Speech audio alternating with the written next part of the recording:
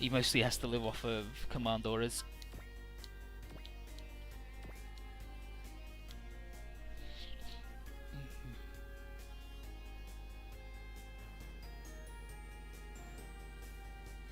I will reach Marge. I'll fight to get there. Yeah, moo. It's like is it, which one is it that's got the W in it in OGs? Which battleship? Is it the Hagane or the Kirigane, where it's like the Hagwane or whatever? But yeah, Guy is definitely every dude who ever played a Super Robot Wars. Oh yeah, it's the debut of the Space Ganger. Feel its righteous fury. Stop calling it that.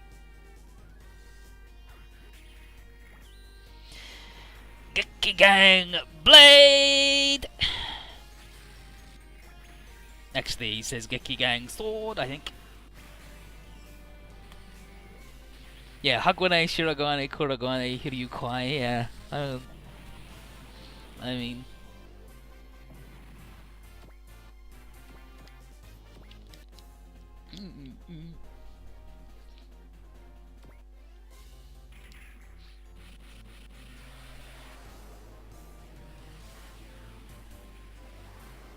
Yeah, the W's are all silent. It's Hagane, Shirogane, Kurogane, and Hiryukai.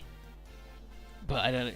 Oh yeah, the W's are because of the stupid thing, the stupid shit language that they had to do after the war. Look at this fucking bullshit accuracy. Try the missiles, at least you might hit. Aim towards the enemy's fronts. Shoot them when they get into range. Those are pretty vague orders. Are we gonna be alright? Poor goat. No need to worry. The Nadesco is the pride of Nurgle Heavy Industries. And the crew may be somewhat strange, but they're all experts. The Prospector hired a bunch of fucking geniuses. The mech dude.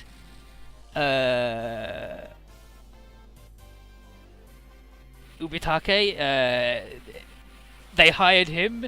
They're like, come work for us. He's like, he says, it'll get you away from your wife and you won't have to listen to her anymore. And he's like, brilliant, I'm in.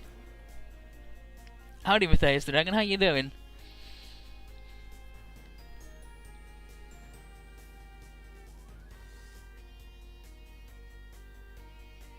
Evangelion. Damn, please, don't. 79% ain't bad. These goddamn gun barrels, get out of here. It's got the distortion field though, it's good.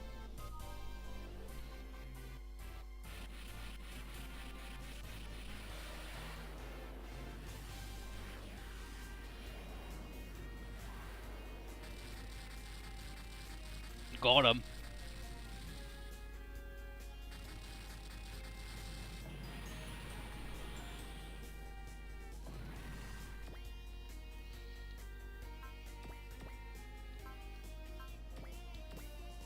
Never hitting with the big gun, unfortunately. Luckily, the little missiles are good enough if we actually hit.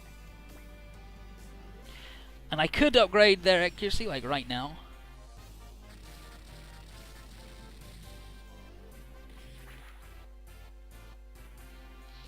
Like you can just level up people in the...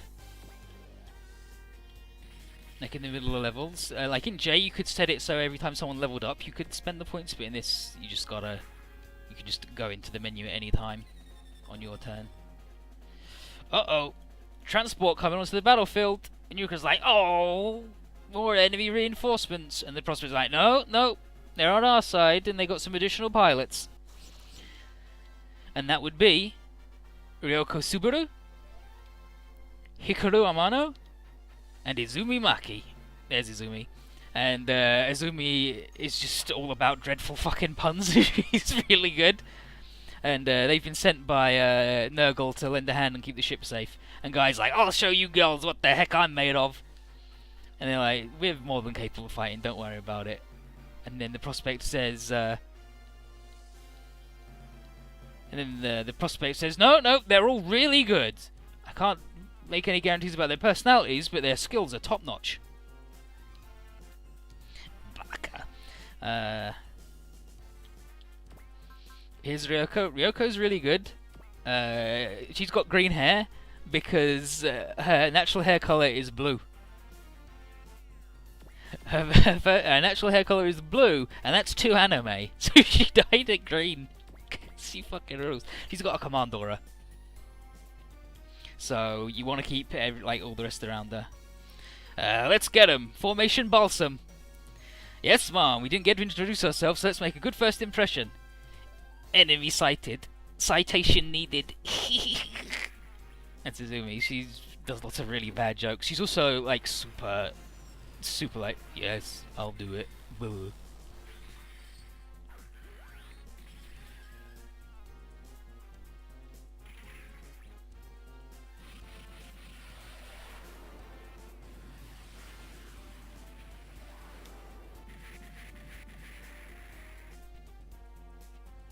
Distortion field holding. The Estivalises are really fucking good. They were like my top unit in J.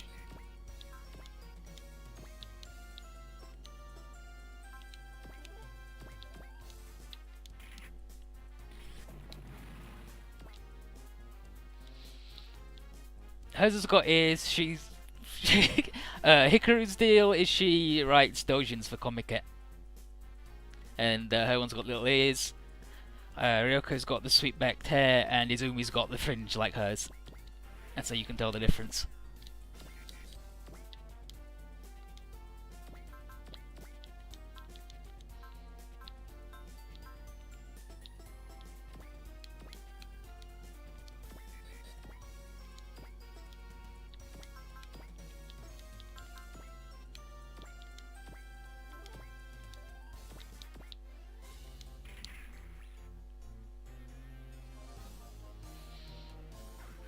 Here comes Guide and Goji.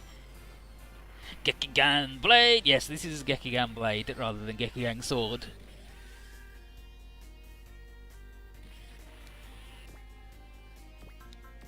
Guy fucking owns. He's so good. Nadesco is so good. Oh, I think he's even managed to not be in a fucking command aura somehow. That sucks. And he's got a combo move, Gekigan Flare.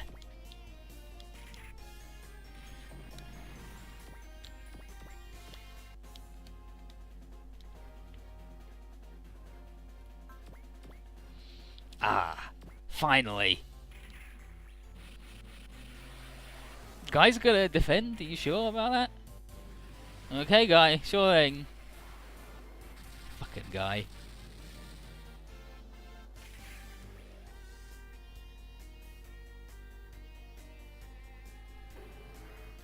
And now for the gravity distortion cannon. The Disco's a fucking monster. It's so good. In J, it was the best unit because all the enemies suicided on it constantly.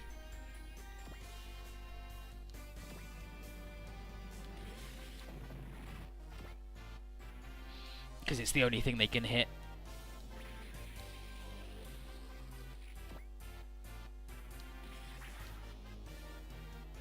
Oh, whiffed it.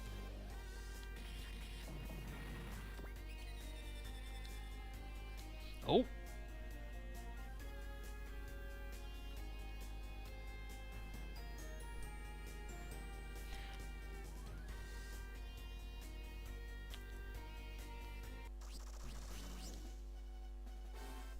Enemy reinforcements. Whoops. Akito is like, why the hell won't they just let us go in peace? And Ryoko tells Akito to act like a man and fight back.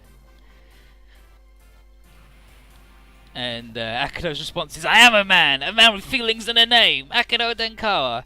Izumi tells him to save the instructions for later, assume there is a later, and Hikaru's like, wow, serious Izumi, huh?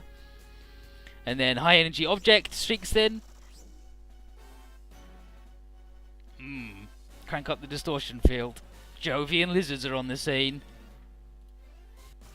And the Federation just got blasted. But we're here. Bess is like, wow, seem to run into one problem after another. And Horace sighs about our bad luck. First the Radam and now Jovian lizards. Kazuma wants to charge in and repel the Jovians, and Bless is like, I'm Kazuma says, "Are you entertaining the thought of actually letting the Jovians do our work and blowing up the Nadesco?" He's like, He says, and then Kazuma's like, "Fuck that! I wanna save whoever the Jovians are attacking, and I don't wanna keep like a thief." And Miho's like, "Hell yeah, Daddy's right." And Blessie's like, "You know what? You are right, Kazuma. Take down the Jovian lizards."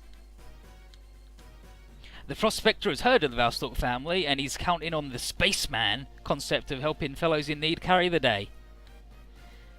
And Fukube says about vessels helping each other in times of need is cold as old as the sea.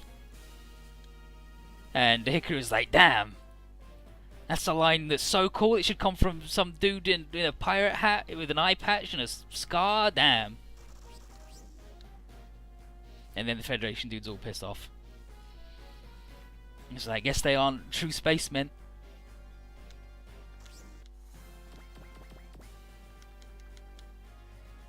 And D-Boy's all fired up about the word spaceman. He's like, "I'm gonna repay the Valstalk for keeping me fed."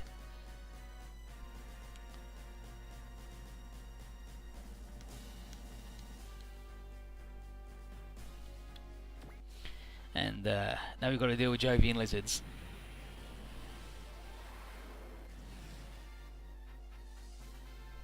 Whiffed it. Whiffed it. The little bugs, the batters, are really easy. They're shitty. It's the big battleship ones that are fucking awful to deal with.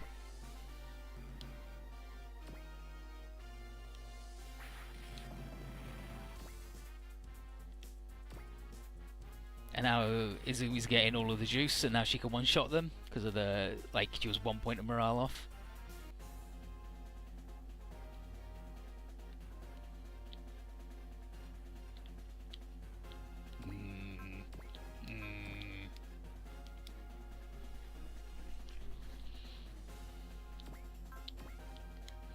These guys don't have hit and away, do they? No. Piss. Peace.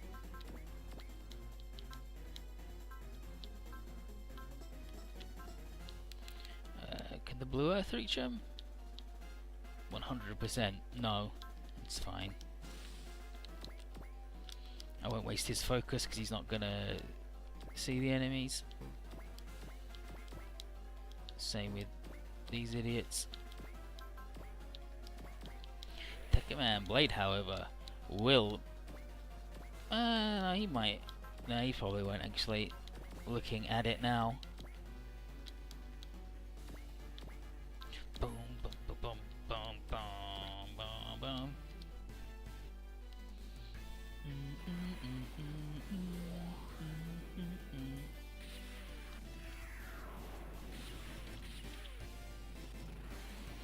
Bum, bum, bum.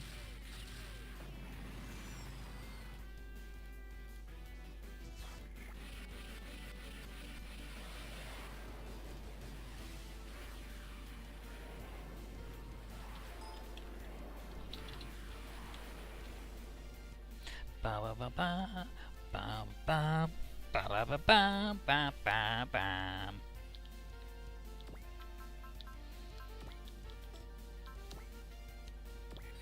I guess we'll move slightly.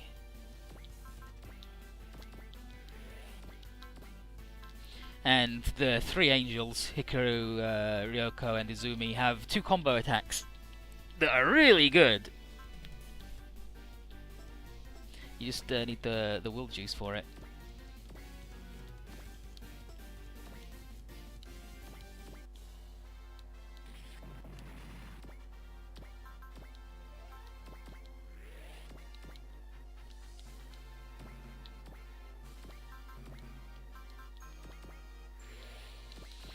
And Izumi has exhaust, I believe, because her jokes and puns are exhausting.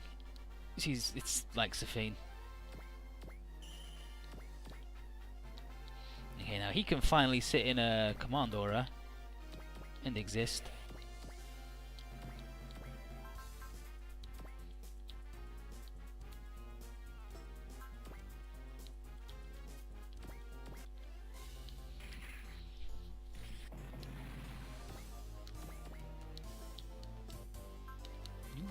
haven't I? Oh, the big boat. Horace! Put the pedal to the metal, boy.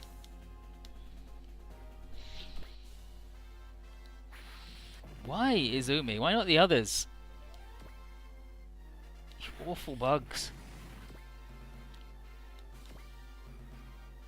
We're gonna, like, she's gonna be maxed out on will juice. Fuck.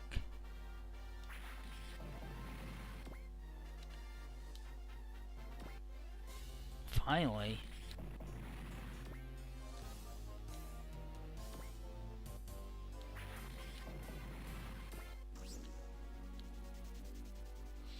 Hey, look who's back.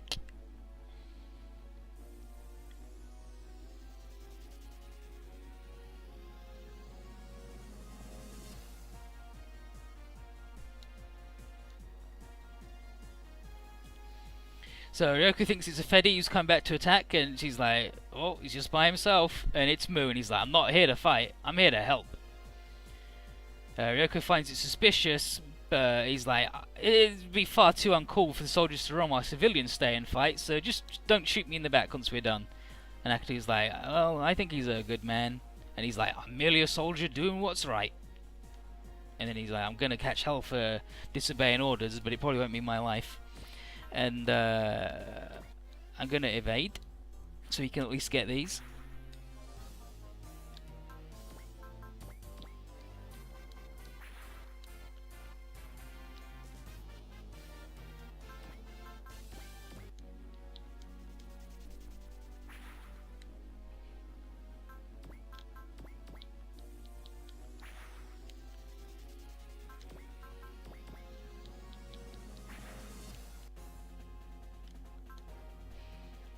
Because we need to get him 10 kills in 2 stages for him to join the cool party later. So that's going to take a little bit of engineering, but if we get him 2 kills now, that's 2 kills we don't have to get him later, which is fucking awful when you have to get him every single kill on a stage.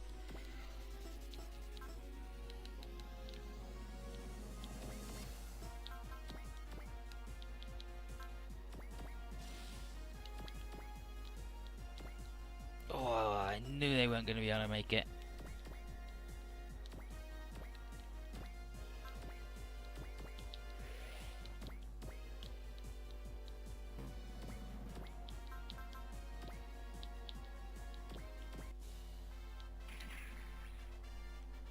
I should have moved Ryoko first for the aura.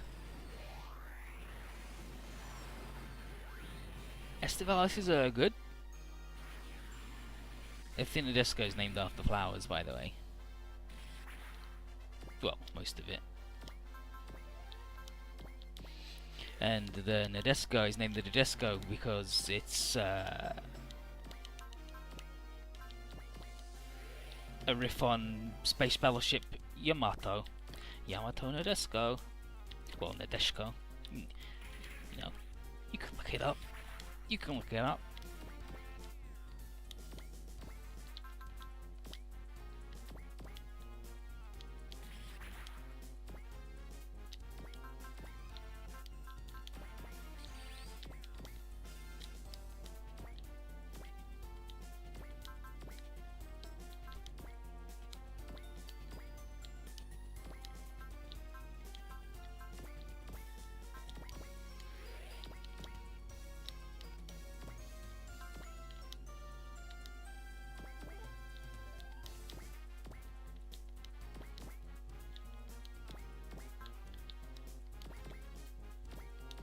Please, you awful bugs.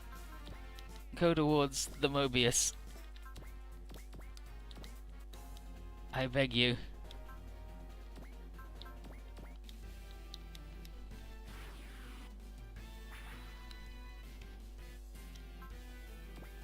Oh, look at this fucker.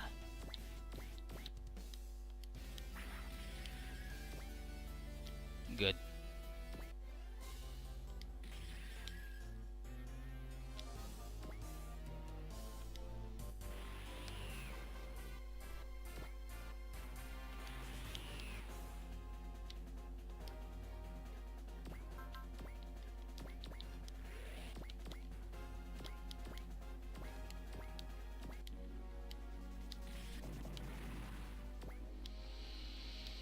That's one.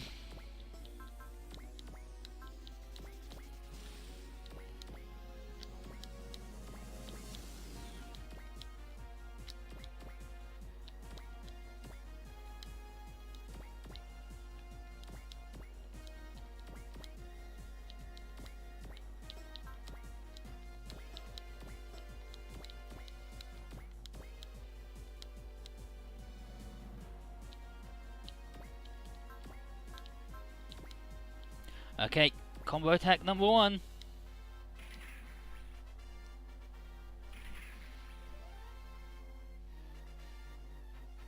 Hikaru Izumi, let's go.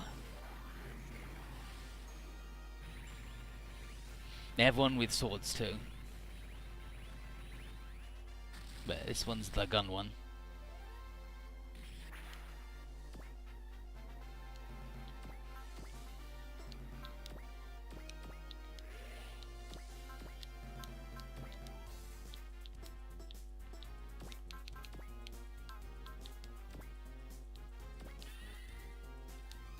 Thanks for the cheer to give us the more XP. Like a huge waste of energy on doing the combo attack for that, but it don't matter, it don't matter. The Estivalis also have, let's find it.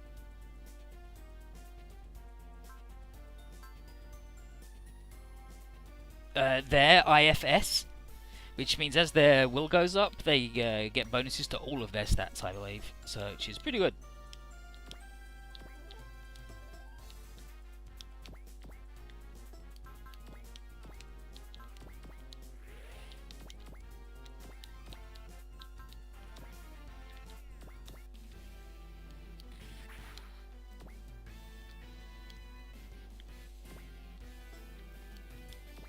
Then I'm happy not doing anything with the others.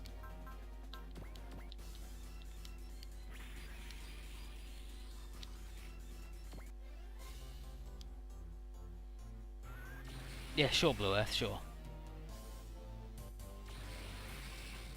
Just get fucking annihilated by the laser. See, not so bad, because the barrier.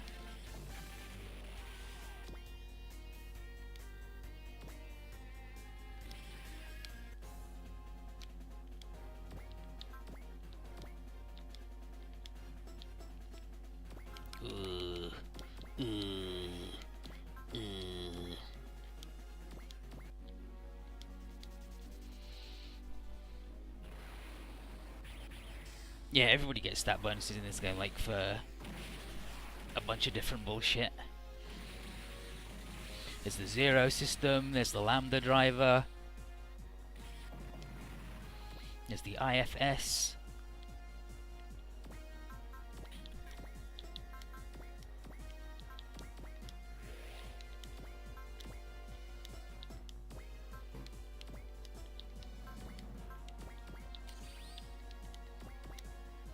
Okay, yeah, it is a full energy resupply for standing the thing. I thought it was.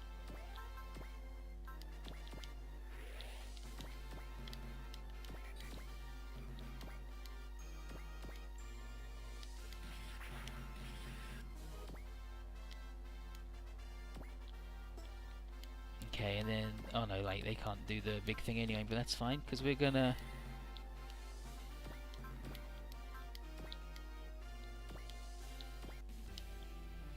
We'll use our current biggest move, the Jade Flosion.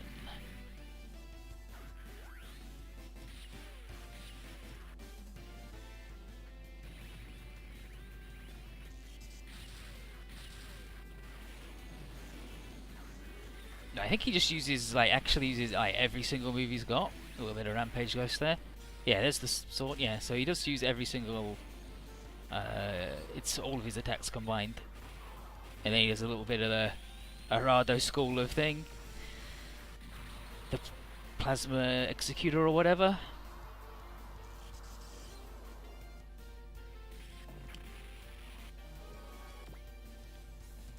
And 2 levels off of that. Nice work. All enemies down.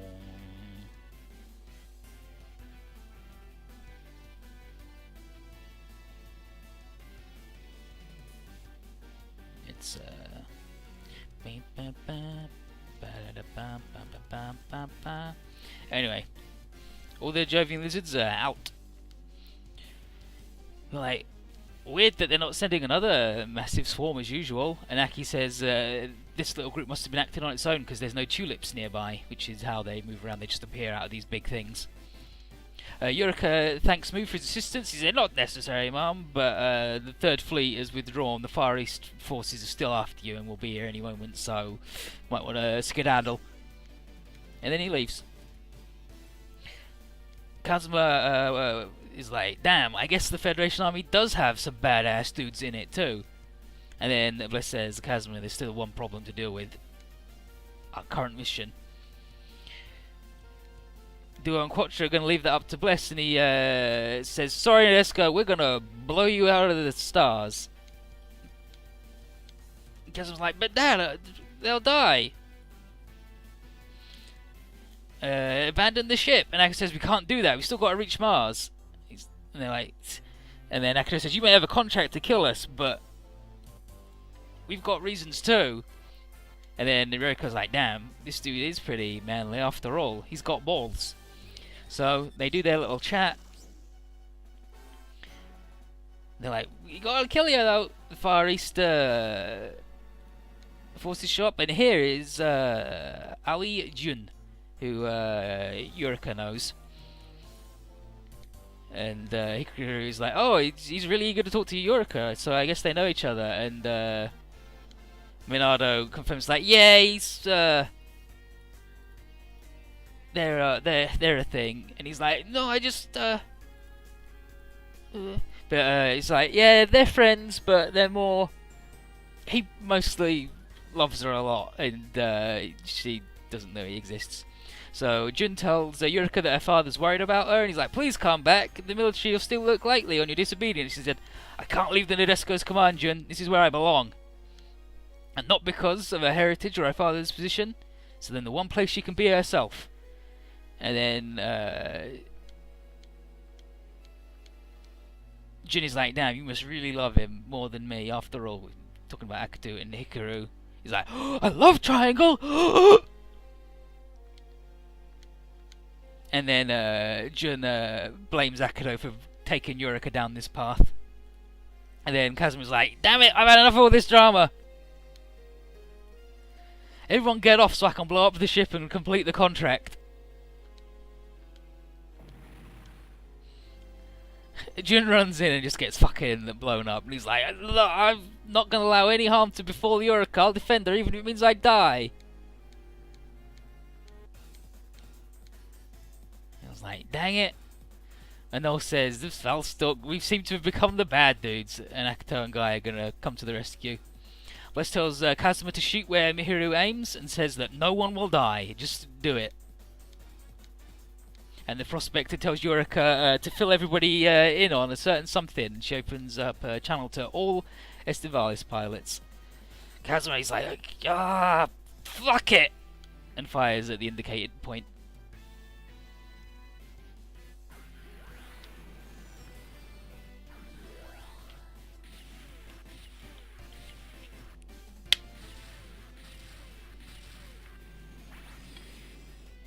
And beam shot launcher, shoot!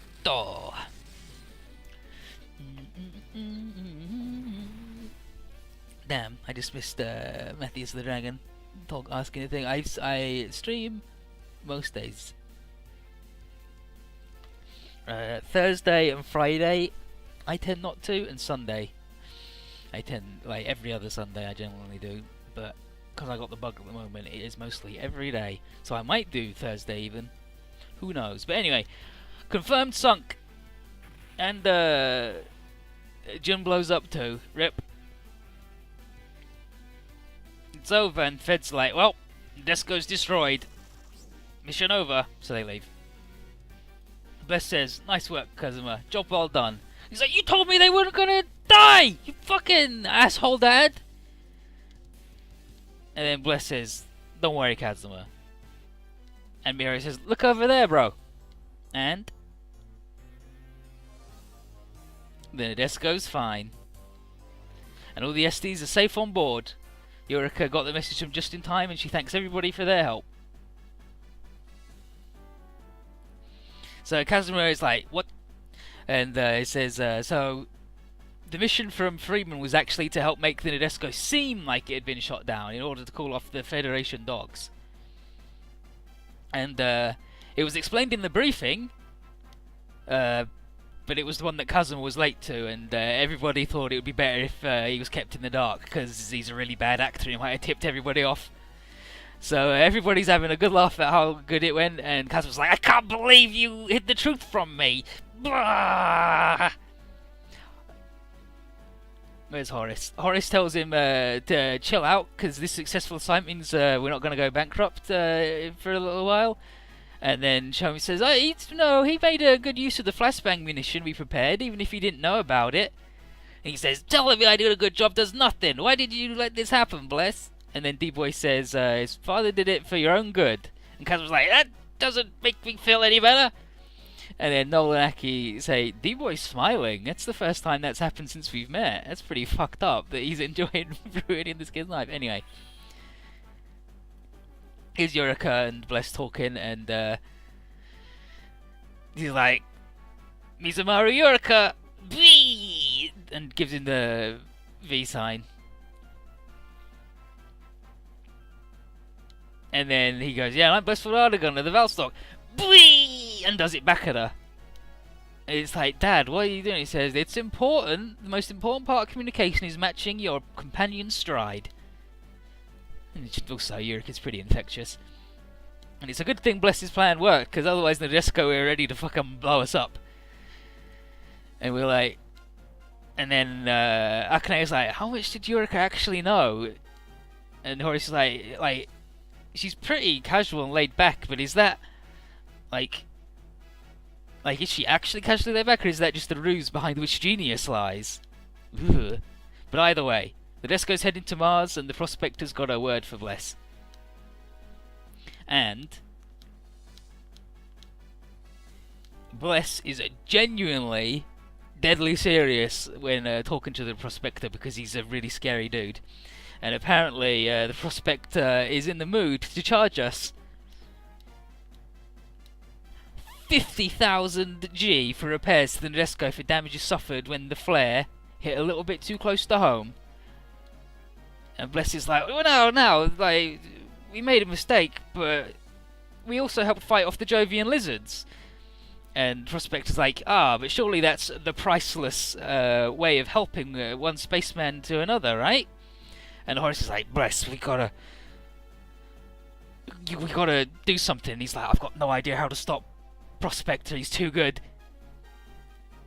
But out of gratitude, the Prospector will slash the price to 30k. Which is, and it's like, but that's exactly the amount we were going to get paid.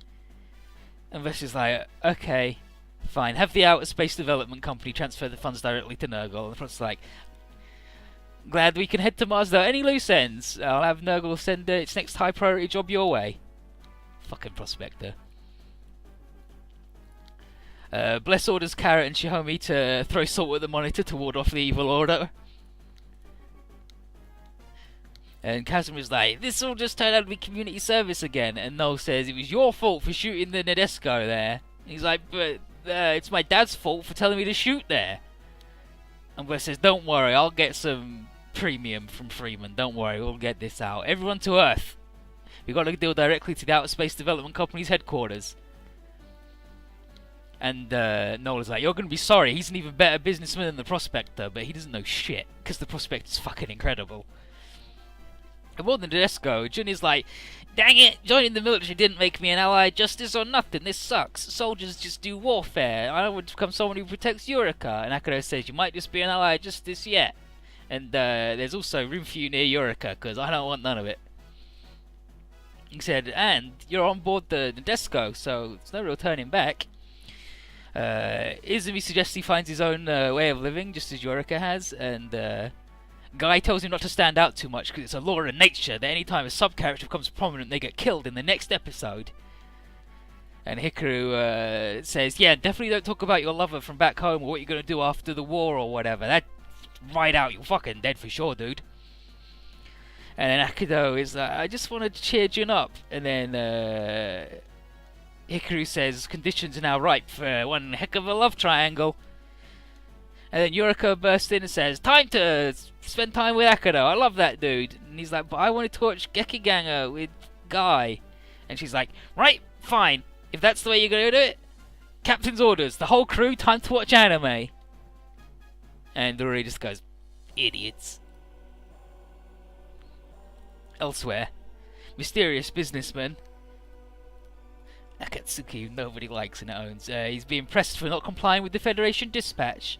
And he says Nurgle was merely acting in its own interests. The Federation representative, who's on the bottom, who we can't see, asks if it's in Nurgle's interest to turn the entire military-industrial alliance against it. And Akatsuki says, I don't care how it sounds. I never liked the alliance that much anyway. And then he tells the other speaker to get the Barton Conglomerate and the Crimson Group together and entertain the brass. And the other speaker says, don't get carried away with the Martian technology you got. And then Nurgle guy at the top says, yeah, we'll sell it to the Federation Army at a big markup. He says, you haven't got every military guy under your thumb just yet, right? And then he hangs up on the other dude before he can get too angry. And then he says... like he cuts it before we get to hear a full name, and then this guy's like, well, the die is cast, thanks to Freeman.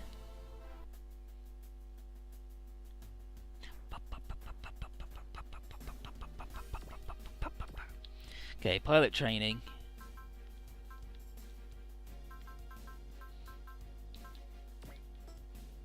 I'll up its skill a little bit.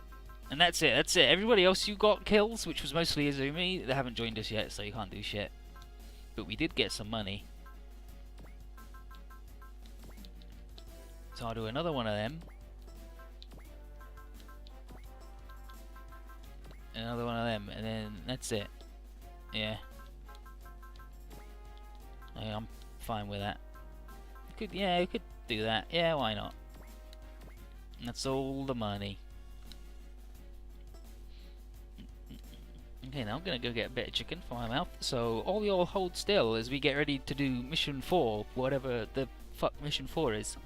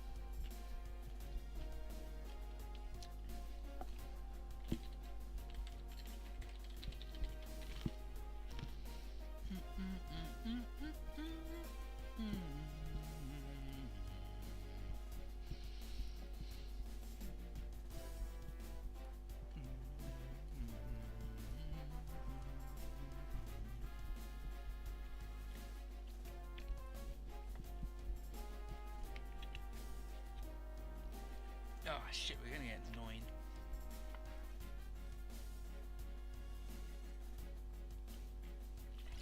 And Yoko. Okay, now I'm gonna do a wee-wee.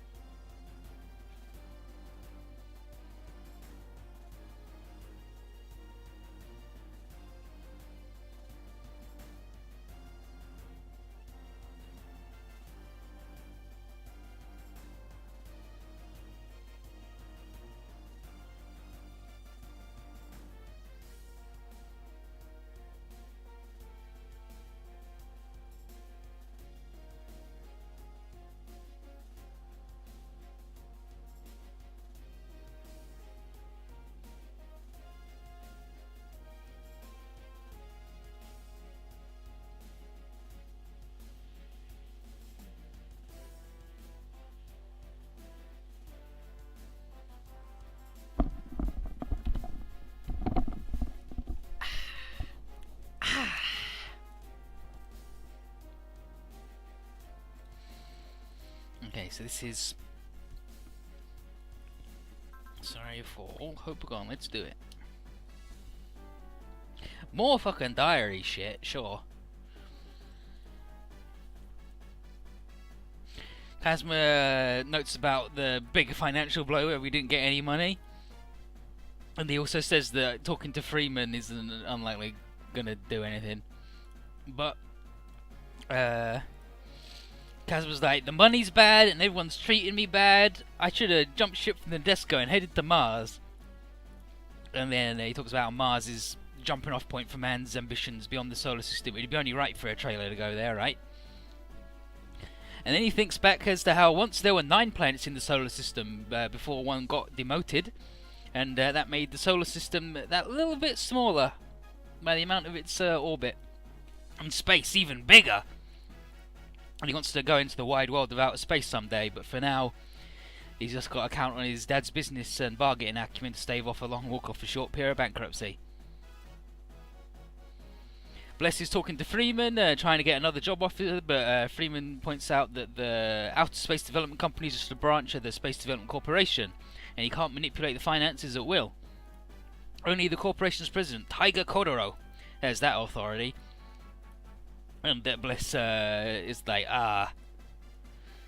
the gold tiger is tied into all this. And apparently he's like, just like old times when Tiger and Freeman were out for my blood. Kazuma inwardly wonders who this old acquaintance of Bless is, and Duo wishes he could have seen the clash between the Special Forces ID 5 squad and Hawkeye's crew.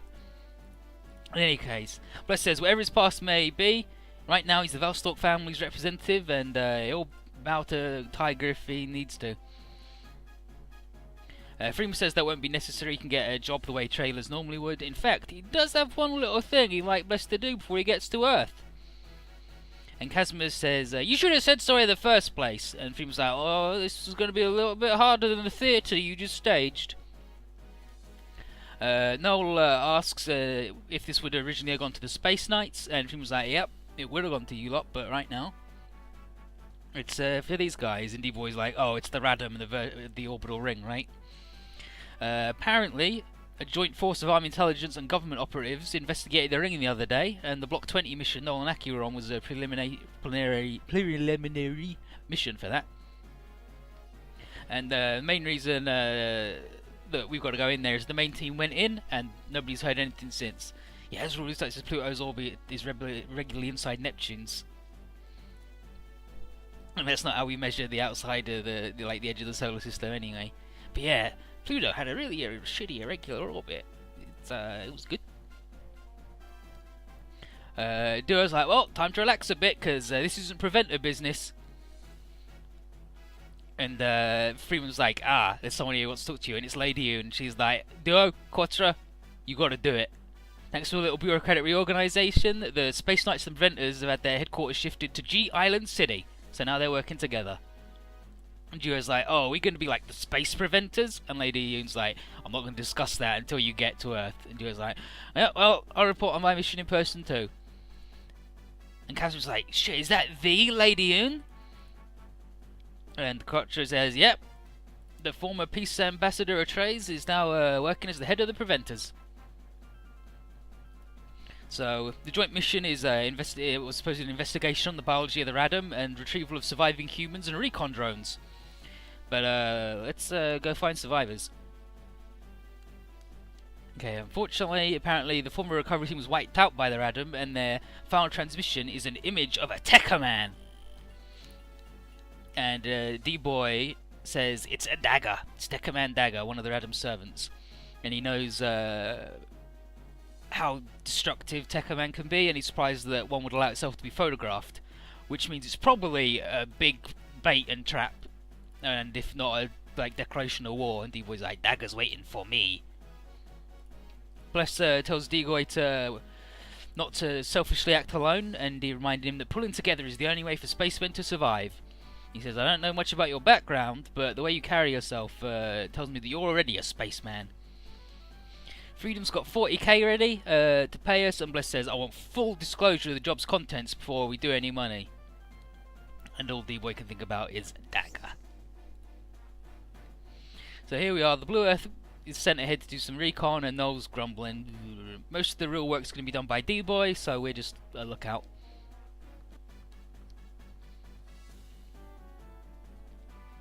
They land in the ring to allow D-Boy to take a closer look, and Kazuma is hiding inside the cargo compartment, and he's like, shit! So the Valstalk's in reserve, they're ready to spring if things go bad, and then Chihomi is worried about the look in D-Boy's eyes when he saw the picture of Dagger. And then he says it was something more complex than the rage and hatred at the surface. And it's like, well, Chihomi's a pretty infallible judge of character, and Akane's sure there's more than he's letting on. Horace says that the whole Shadow Pass thing must be what draws the ladies to D-Boy, and Akane says maybe he should try showing a bit more mystery himself. He was an intelligence officer and an alum with the Federation Academy after all. He said, maybe if Chihomi digs that sort of thing, and she says, nope, mine and Akane's ideals for a man are pretty high. Do you think you can reach him, no man? He's like, I'm just like you when it comes to my ideals, and that's what made me join you guys in the first place. Duo is like, this is a bit relaxed, we should be focused on the mission. And Bliss says, gotta relax when you can or the tension will break you down. And Gio's like, you know what, that ain't so bad. And Quattro just hopes that Noin's okay. Wiped out doesn't necessarily mean utterly destroyed. The Noin's already shown she can live through a big bloodbaths. But Mihiru comes in and is like, is Kazuma here? Nope, can't find him anywhere. And Bliss is like, shit, Horace. He's like, yep, confirmed, Kazuma's taken his personal spacesuit and he's outside. And this is like, fucking dipshit. Inside the orbital ring, Kazuma's trying to keep up with D-Boy, and he's like, I've got no reason to wait up. I just go ahead and do the thing. If you've got a hard time, go back to the Blue Earth. And Kazuma's like, I'm pretty good at spacewalking. He's like, it's just your job here is to strictly relay communications, alright? Kazuma asks why he didn't bring Aki or Noel, and D-Boy says that if the Radam attack, he won't have time to protect anybody, especially if it's Dagger. And Kazuma says, yeah, I know about that, but I'm not a kid, I can handle myself. And D-Boy says, you are a kid for troubling your father like this. And Kazuma says, why are you taking my dad's side? And D-Boy says, the fact that you can't put yourself in your dad's position and consider his actions proves that you've got no right to say you're not a kid. And Kazuma is like, yeah, well, I'm not half the man my dad is, or as smart as your homie, or as good at shooting as Akane, and even my piloting would be garbage if not for Mihiru helping me. But I just want to help so my dad'll praise me a bit. Said if I'm going to be saddled with being Hawkeye's son, then I'm going to be worthy of the title. And D-Boy just goes, you know what? That's actually impressive how clearly you articulated your feelings and motives in this. And Kazuma said, I didn't really plan to say any of it. And he says, but something in your eyes, D-Boy. Something about the burden you carry made me want to unburden myself on you. And add to that, I guess, because I'm a shitlord. And he's feeling a little low on confidence. Just then, someone shoots a warning shot. And it's like, dang, Radam. And it's like, no, it's not us, we're human. And it's Bernard and Yoko. And like, oh, only 2 people in a rescue party, huh? And one of them's a kid? Brilliant. And Noin says, oh, it's D-Boy from the Space Knights. I recognise him. Bernard is apparently the Orbital Ring's Defence Force commander, and he's one of the few left after months of surviving the Radam. And Noin and Yoko from the investigation team. And then Bernard is like, dang it, trailers sent to rescue me. Bernard sucks, by the way, he's awful. He's like an actual shit human being. And then Kazuma is like, yeah, and Kazuma's like, you got a problem? And anyway, I'm Kazuma Artigun, and this is D-Boy, aka Tekkaman Blade. But these are the only survivors thanks to Tekkaman Dagger. And then, speak of the devil,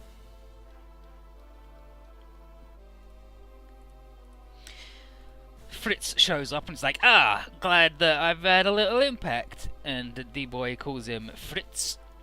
And Dagger is like, oh, surprised you remember that much, huh? Still, I'm not gonna tell you your name. Time to kill ya. I'm gonna cut you to ribbons for your treachery towards the Radam. And then he tech sets.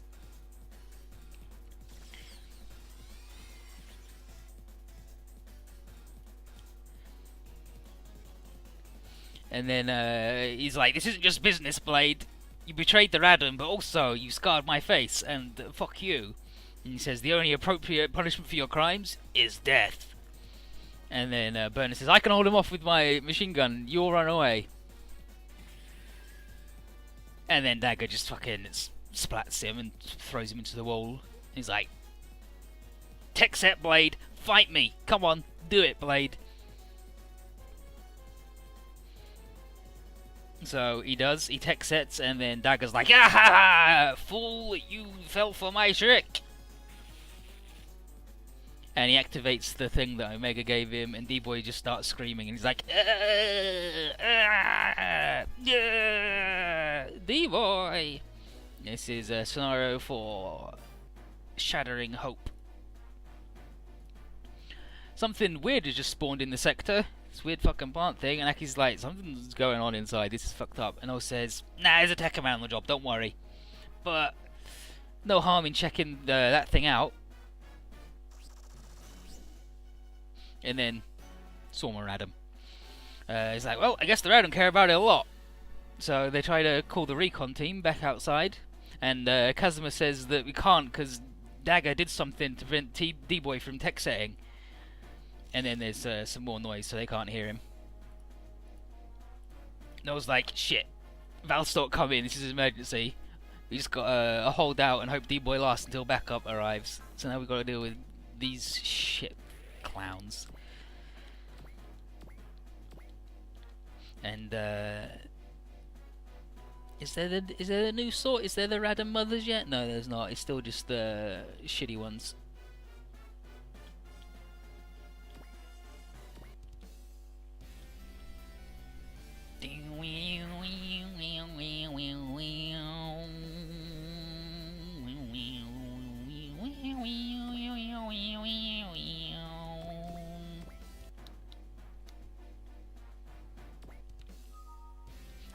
That's pretty good accuracy, but we do have the barrier.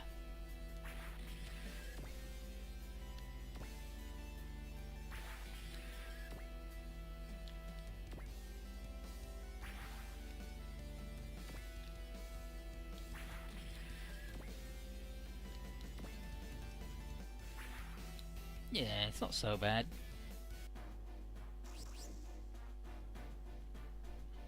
Noi and Yoko pop out, asking for assistance, and they identify themselves as part of the recon team, and they say there's fucking Tekkaman Dagger in there, and he's causing a ruckus. And Noi is like, "Shit! The enemy Tekkaman's trying to kill D-Boy!" Yeah, there's no dodge decay, I don't think, in this game. And then back inside, Dagger's like, "Ah ha ha ha! The interference spectre generator is really fucking you up, D-Boy." And D-Boy's like, "It feels like I've been burned alive. This is awful." And Dagger says, "Yep, the energy you use to tech set is flowing backwards into your body. Eat shit. But I've already just begun my revenge. Wah ha ha ha!" And then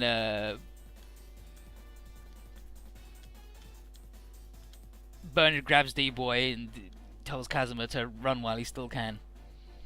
Noel says they've called for backup, and Yoko and Noi just gotta hold on for a little longer. And the girl's like, "You know what? Good to see some action again." And Yoko's not going down till she puts some ammo right in the enemy Tekkaman's face. So Yoko's in a Birdman.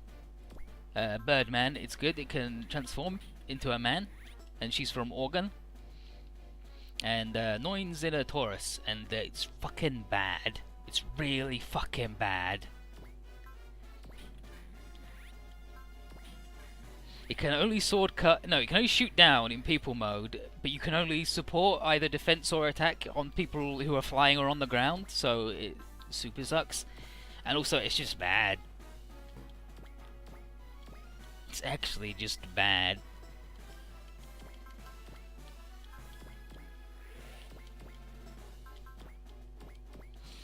And Yoko needs 10 kills over the course of 3 stages that we get to deal with her. And one of them is she's there the same time as Moo, so Moo still needs 8 kills, which sucks. But she's probably gonna get all of hers now, probably.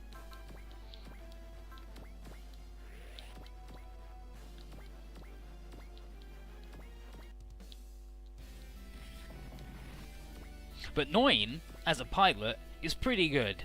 It's just her ride sucks. Bad. But you can swap her to other things, as you know, if you see me play any other Super Robot Wars games where I'm just like, nah, you know what? Here's a good time.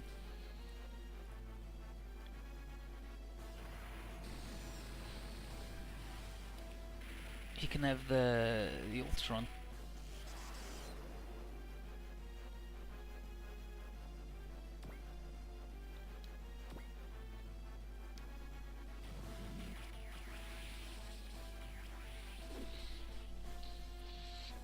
Didn't get us with the Wrigleys.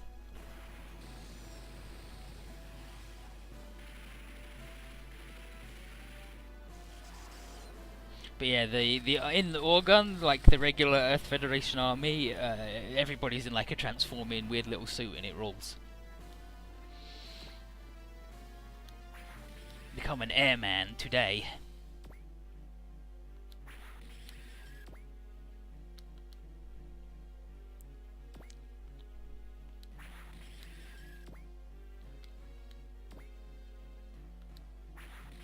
I don't think I ever transform Yoko's thing. Like, I think I did it once, and it's like, oh yeah, good. It's got, it can be a little people, but it's just better as a plane, I think.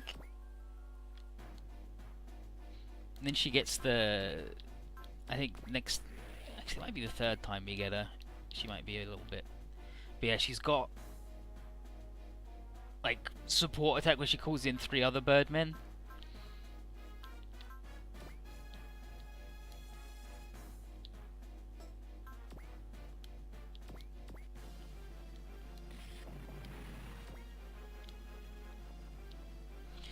Okay, Aki's trying to get in touch with D-Boy, and I was like, dang it, what's even going on in there? If he can't text her, he's as good as dead. Inside, everybody is like, dang it, we got away from Dagger for a little bit, and D-Boy tells everybody to escape because Dagger's after him. And Cam says, no, you're a comrade, and we wouldn't abandon you. And he's like, I don't need that. And Bernard's like, everybody needs friends. And he says he's going to punish all those who made mincemeat out of his fellow guards. He says this is a place he'd risk his life for, and he's sure D-Boy's got one too. And he says, as for that interference spectre, Bernard says that Dagger's overconfidence led to 2 mistakes. Mistake number 1, he gloated enough and went, wow, brilliant, you told us how the trick works, it's that device, brilliant. And second, he's taken too much delight and torment in these 2 idiots. So he then explains a plan that'll only work if we all work together. D-Boy will be the decoy and draw Dagger's attention, and Kazuma with the air left in his spacesuit will search for the interference gadget and a place he can transmit to the outside from, so the folks outside can go and destroy it. And Bernard's role is, as Dagger shows up, he's like, yep, time for my job. My job is to risk my life so you can get going. So D-Boy's like, okay, I'll trust you, but... And then Dagger's like, you fucking idiot. Sacrificing the life of your friend is a waste of my time. And then Kazuma's like, I want to fight. I'm man enough to do this. And then Dagger's like, what the hell is this kid's fucking problem? And then Bernard yells for these idiots to get moving. They need to concentrate on doing their part of the plan. So they start run, and Dagger's like, dang it, Bernard. Starts attacking him, and Bernard's running around trying to keep him at bay with a machine gun.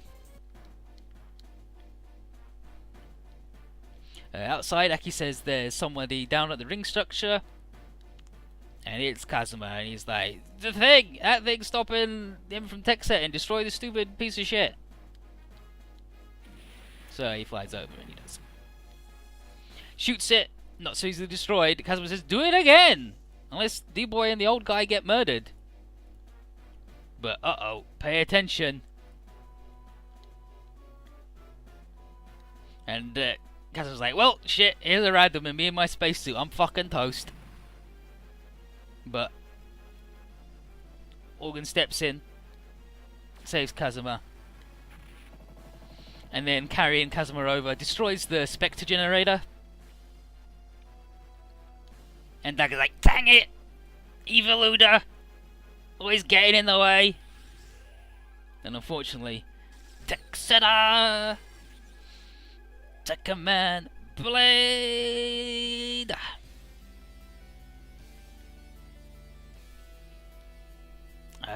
There's the sound of something breaking though, you might have heard, and D-Boy's like, ah, shit! D-Boy, you alright? And then Dagger's like, yeah, okay, fine. Why isn't Eviluda helping the humans? Whatever. And then Organ just fucking leaves. Yoko tells Dagger that she's about to make him pay double for the deaths of her comrades, and Dagger's like, yeah, whatever, lady. Someone's even more Radam. And then the voice says, don't worry, you got backup too. Dad! And we can only deploy Duo and Quadra. Dagger's like, well, more humans won't make defeat any easier to avoid.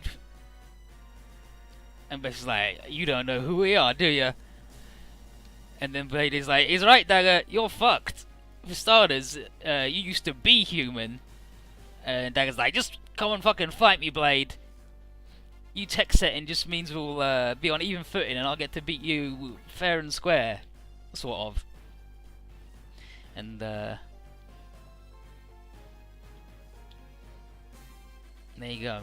So now I want to just continue bopping things with her. Okay, Horace. Yeah, if only she had a combo. Like, everybody gets combo, but it's too late to ever be fucking useful. That's not true. Some people get it too late to be useful, and some people don't get it at all.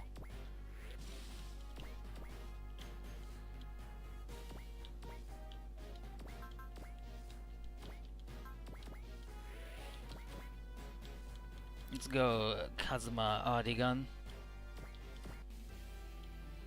And then I believe we want to get Dagger. Yeah, we want to kill everybody else and then Dagger. And then I think that gets us an infight. I think every time you kill Dagger you get an infight or a gunfight. And then you feed them to Guy and Hero, mostly.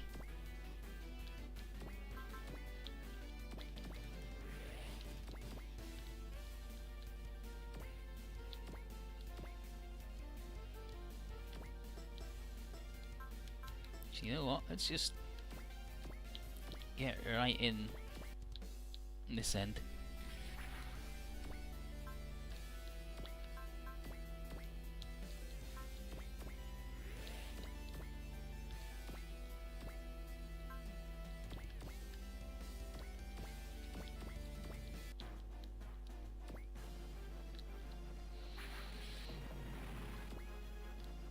And Yoko will hopefully finish off these guys, and that might be her like completely done.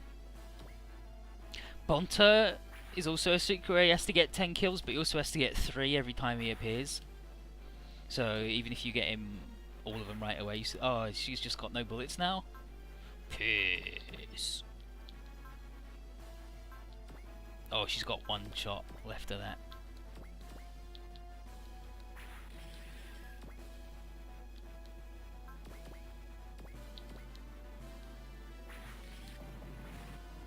Oh, lady, you gotta do what you can.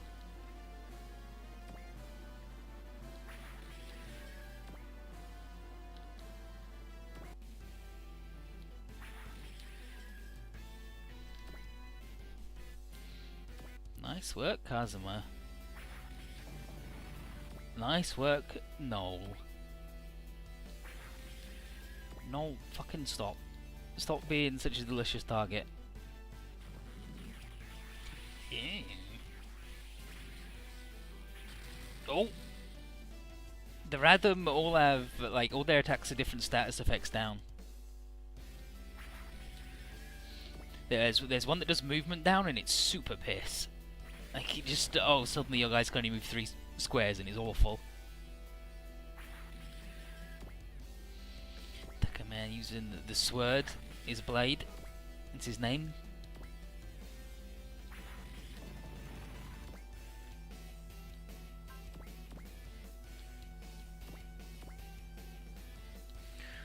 Voltaka!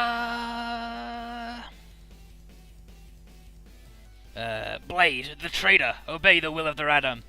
That's enough, Dagger. I'll release you from that will that controls you. By destroying you!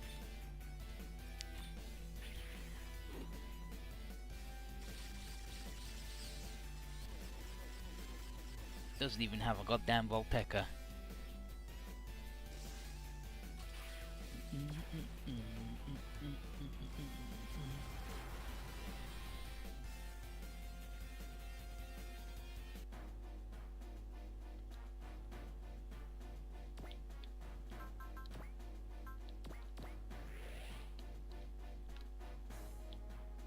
Oh, she's only repair, that sucks.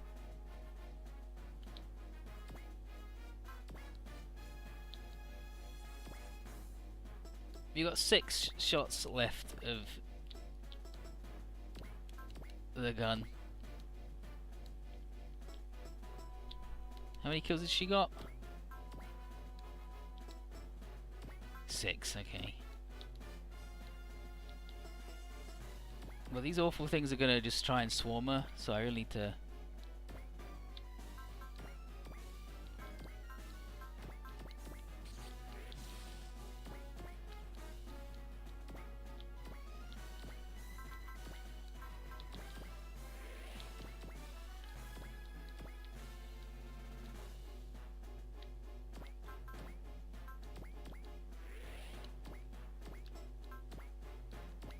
Oh, and scan in this game gives 10% evasion thing, like penalty, so that's really good to throw on to commends. Okay, yeah, because he'll actually... Where is she? Is she this one? Yeah, she's that one. Okay, so because he can actually get next to her and we'll be able to resupply her next turn. That's good.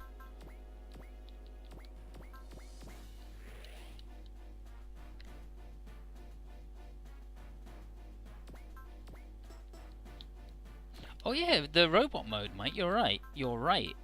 I should have checked that.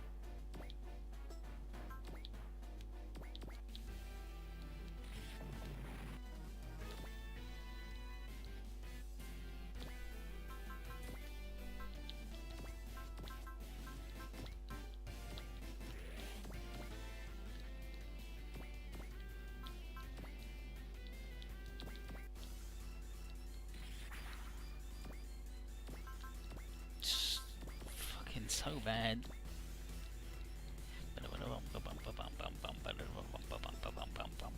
Oh, actually, you know what? I do want to be enough away that I can Volteca this fucking idiot.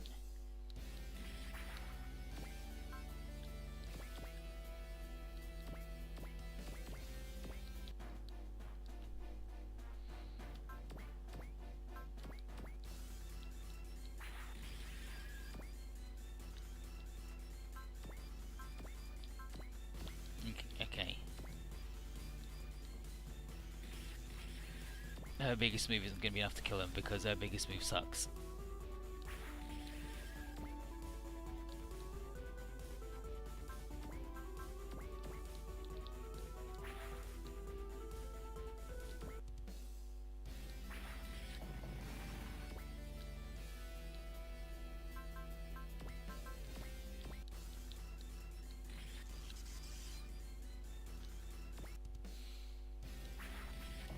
Now Noin's fucking dying? That's weird, right?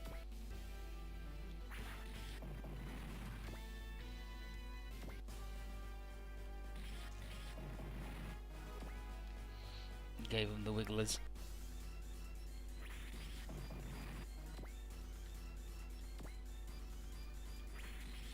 Do I get in a little bit of juice so he can be a little more useful? He does have a map attack that's pretty good. Oh, Dagger! With his fucked up face.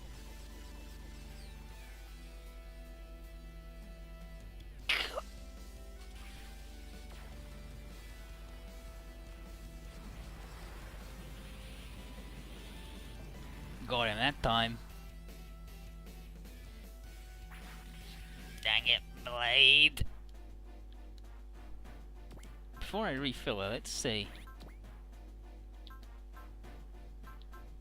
No, okay.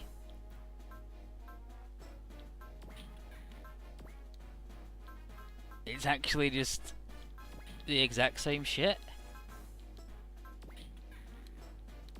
Oh, there you go.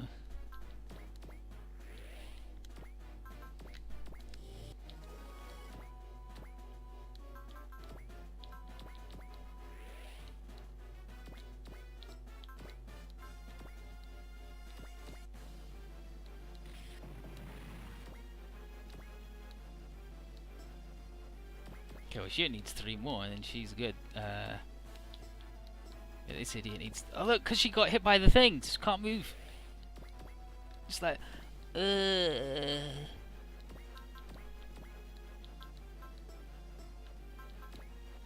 It's okay.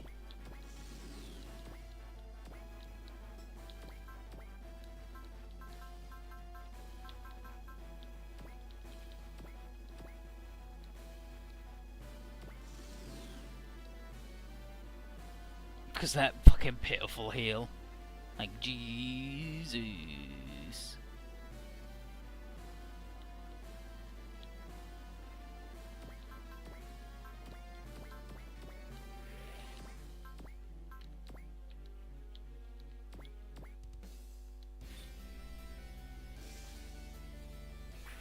Yeah, what is the point of having a go? Maybe the plane, like, maybe it's for when you want to land, because you can't land as the plane. So maybe when you want a defensive bonus, or for because support actions have to be done on the same plane.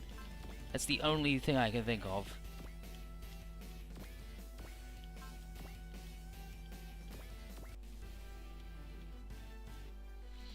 Going down the command, pooper. What's the game? Okay then, you're gonna regret that, pal. I don't let go of grudges easy. You're that boy. Interesting. Can't be with your best. I'm pretty mad right now. I'm not gonna pull punches just because you're tiny.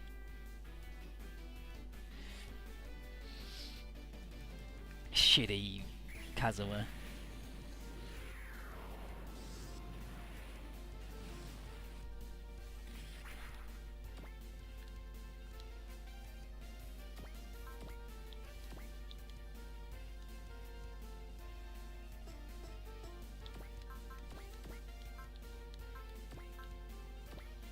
You and you.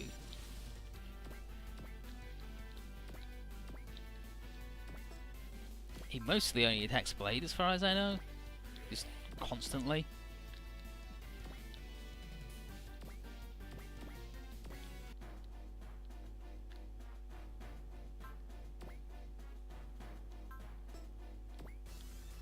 Fuck it. I want him to get some because he'll learn Bless anyway.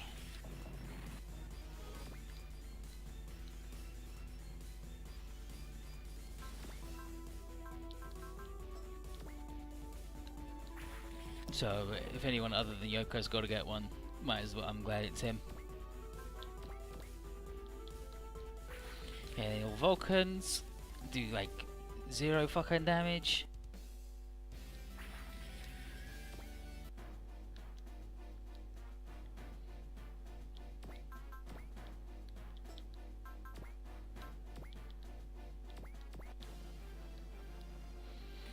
Do a big combi attack. Get him. You did it, lady. So you've got 9. So she... Oh, she's got 8. That's fine. You still have 2 more stages to get her the kills, whereas we only have 1 for Mu. So he's gonna... we gotta do some shit with him, which is gonna be awful, but what are you gonna do?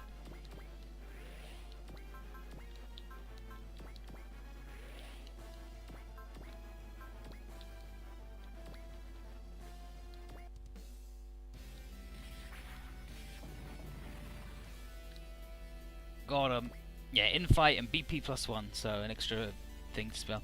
If we attack them with Bless, he says, so this is the tech man in charge of the Radam. He's fast, but ha! You can't possibly keep up with me. You're so full of yourself, I can read you like a book. Akane's come for the bridge. Roger, I'll shoot him down, and then you blow him up.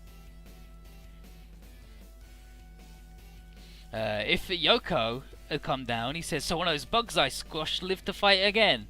I'll show you what those bugs, what we Birdman pilots can do. But anyway, Dagger realizes he can't win. He's like, I'm out of here. And Blade's like, not so fast, Dagger. And he's like, you're not in any shape to pursue me, Blade. He says, failing to kill me here will be your undoing. And next time, you'll be powerless to prevent me from spilling your guts. And then he says, wait until the reunion amid the depths of despair. And then he leaves. Yeah, the Battleship would have trouble with Dagger if the game wasn't buggy as shit. But he does have Strike, though, which helps. And I guess he would just fucking murder him by doing 1,000,000 damage. Anyway, he's dead, so that's it. Bless is like... yeah, Bless figures out that Noin's a member of the previous team, says he was sent to rescue her and anyone else, and Yoko thanks everybody for the assistance, and Kazuma was like, but Bernard! I gotta go find him!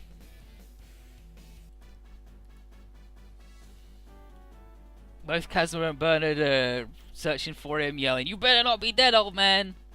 Mihiru asks, like, who the fuck is Bernard? And then Kazuma says he's one of the survivors of the ring and that he protected both of us. And then Bless comes in and is like, Kazuma? Smack! He's like, what the heck? Punches him again. He's like, why are you doing it, Dad? And then he explains that Kazuma's done something no spaceman should ever do. His selfish actions endangered another human life. The fact that he survived is mere coincidence, and even though D-Boy was saved because of what he did, it doesn't justify his actions. In space, selfishness can rob the lives of all. Instead, so it's up to him to pound into Kazuma the fear of space, the weakness of the individual, and the importance of human life. And then someone comes in seeing it, Danny Boy. It's like, dang it, it's Bernard, he made it. He's like, well, just gonna make it. I'll lose my life on a different battlefield. He wants alcohol. Not for his wounds, but drink. And he wants some bourbon. Bless says he's got just a little bit that might do the trick. And Bernard's like, oh! You're the same as me, I can tell from the look in your eyes. And he says how much, how spaceman-esque Bless is. And with his notions of space and life, he's got a lesson of that topic on his own to impart to D-Boy. He takes us over to a viewport and shows us it's like, look at the beautiful Earth and the orbital ring. He says it's an oasis to suit the hearts of the men he once commanded. And the Earth is their birthplace and their final resting place and the homeland of their souls. And he pops open the bourbon, raises a glass to his soul's homeland's finest, to the dear departed Oscar, wishing him a blissful rest in heaven. To James, he vows that he'll tell his fiancée that her man was a man to the end. And he keeps on going by down the list of his comrades, and Yoko explains that Bernard is the orbital ring's last survivor, and everyone else, including the subordinates, was killed in the Radam attack. I think the Valstalk is double L, and the Tekkaman are double S. So I think without Strike, he actually would never be able to hit them ever. Explains to the youngsters that everyone has a place they'll die to defend, and there's no point dying before you get there. And everyone's got to want to live on to come back alive from whatever mission they're on. And Noin and Yoko promise to guard his return to Earth, and he's like, flower in each hand for my return from hell. And we're like, yeah, we're going to get everyone to G Island City. D-Boy, however, notices a problem. His system box that uses the tech set is burning hot. And that crash is it just breaks in two right in front of everybody. And Naka's like, dang it, will he ever be able to transform again? And he's like, shit, this is what Dagger was talking about when he said I'd be powerless next time they met. And then unable figuring out he'll never be able to transform ever again. He's like, no! Ah! They haul D-Boy into the infirmary and to see how he's doing. Freeman hears the report of this new thing and he tells Noel and Aki to give more details once we get to GGG Island, Triple G.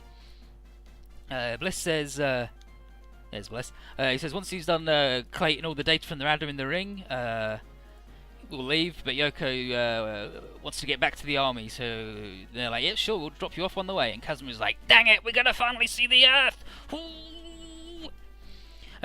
Duo and Shihomi, yeah, this is notice how exciting he is, and despite the huge lecture he got, And Akane says, "Is it too much to ask for any remorse over what you pulled earlier?" And Kazuma's like, "Is it too much to expect you to have any boobs, huh?" And then Norris says, "I don't mind your slender physique. It's heart that counts." He's like, "That doesn't make me feel better, stupid Horace. It's not my chest size that's the point here. It's him endangering everybody's lives and not learning a lesson." Noin asks if the family are always like this, and Duo and Kutch like, Yeah, we've been with us for 2 weeks, and you know what? We're gonna miss it. And then the Valstorp family say, well, you're still going to be here for at least another day, so there's plenty of chores for you to do. And Shihomi says, I got plenty for you to clean up, Duo. And Akane is like, oh, and Quatsu, you play the violin. Can you give me some lessons? And Miho also wants to hear Quatsu play a Lakers Klein song. And Horace is like, and if you want to help me do system checks, that's good too. But yeah, fucking Kazuma, it's like, shouldn't you be feeling bad about all the shit you fucking did? Like, you nearly got everybody killed, but you got no boobs though. Fucking shitty kid, I hate him, he's awful.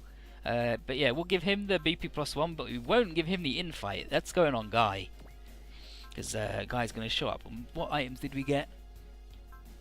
A booster! Well, you know what? That could go on our Flyboy 2, and we'll sell the ammo up, the ammo recovery thing. Like, I'm pretty sure that's an ammo recovery thing, and if it's not, well, I just sold something good. Here's 9. She what you want her to get depends on what you put her in, but she mostly just need, like, as you saw, she got hurt a lot,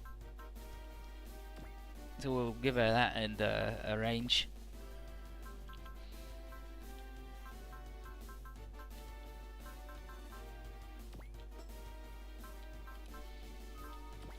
That boy a little bit stronger. Kazuma can have another couple of things.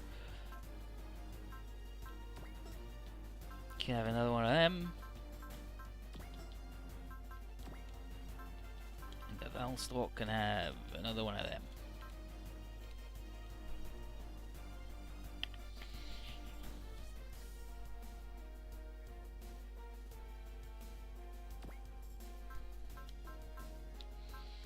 So,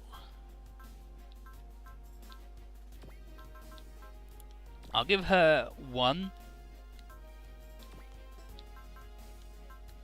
but that's it. That's all she's getting. And he can have another one, and Sandrock can have another one. Yeah, we can squeeze out some weapons on them too. Yeah, sure. But that's about it. I mean, no, we'll just save, that's fine. We need some money for the big man, right?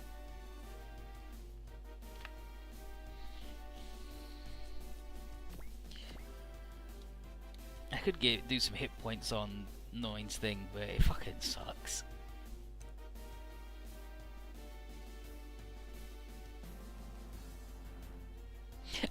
Yeah, what the shit is supposed to be for mobility? No idea. Absolutely no idea.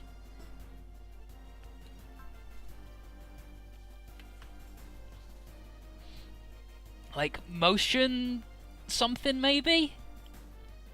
But mobility, right? It's mobility. That's it. That's all it is. Don't get it. Anyway, I'm gonna check these shitty emails because I bet it's loads of Twitch telling me that my freaking upload hasn't worked because it's a pile of shit.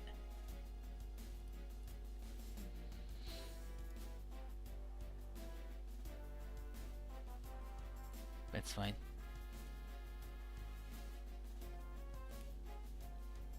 I'll just have to download the friggin' things and upload them myself and take fucking 10 years to do it because Twitch has been shitty. Anyway, I'm gonna grab some more chicken and then we're back to do mission 5. What's mission 5? Mission 5, Machine World, Mecha World, Mechanoids, Bizarre, Kikai. Yeah, Kikai. That's good.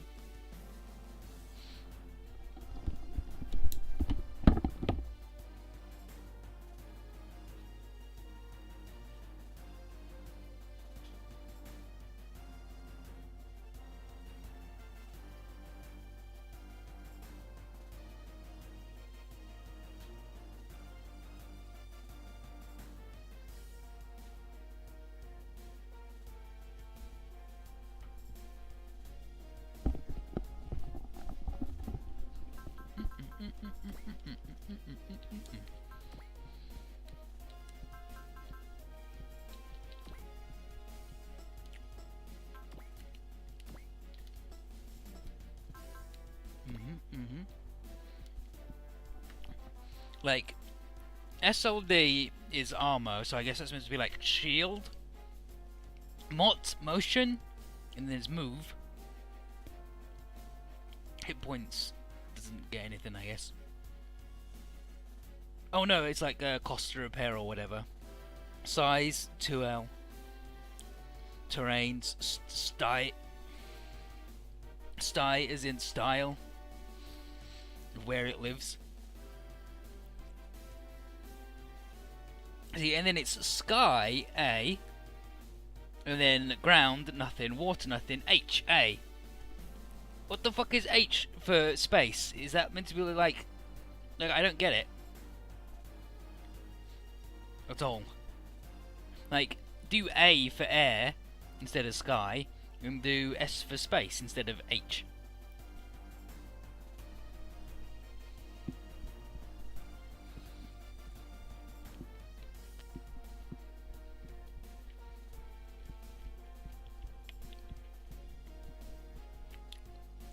And then HA is help attack, HD is help defend, and DEM is demand for support request, I believe. Which is a thing Noin can do. Noin can do support defense, I believe. Okay, not yet. I think eventually she can. I think eventually she can do support requests, which is where you just call someone in that you haven't deployed as a support attack, which is a neat thing you can do.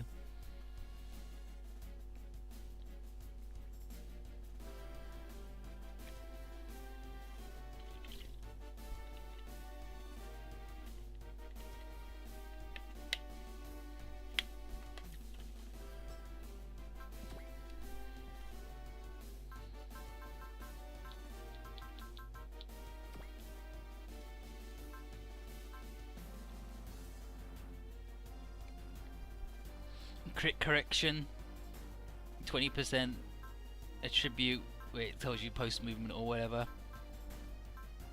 Ranged post movement, melee post movement, combo, and special effect to special effect, which makes sense. But yeah, I don't understand H. Oh, and num, which is ammo, like number of bullets.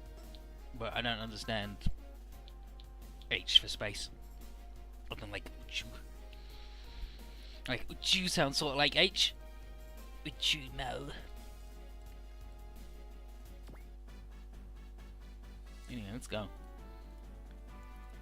Casimir writes in his diary that his father's iron fist is as effective as ever, and although he was 100% wrong, his dad didn't need to hit him twice. But he's convincing himself that's part of his trailer training, and he's getting excited to get back to Earth. From what Duo told him, there's lots of trouble brewing on the surface. Sounds like a perfect time for the trailers to show up and show what they're made of. And hopefully there'll be a big fat bonus or two to take back to space once they're done. But before that, alarms. Seems like a new job has presented itself in the form of a battle raging right inside the atmosphere. Time to fight.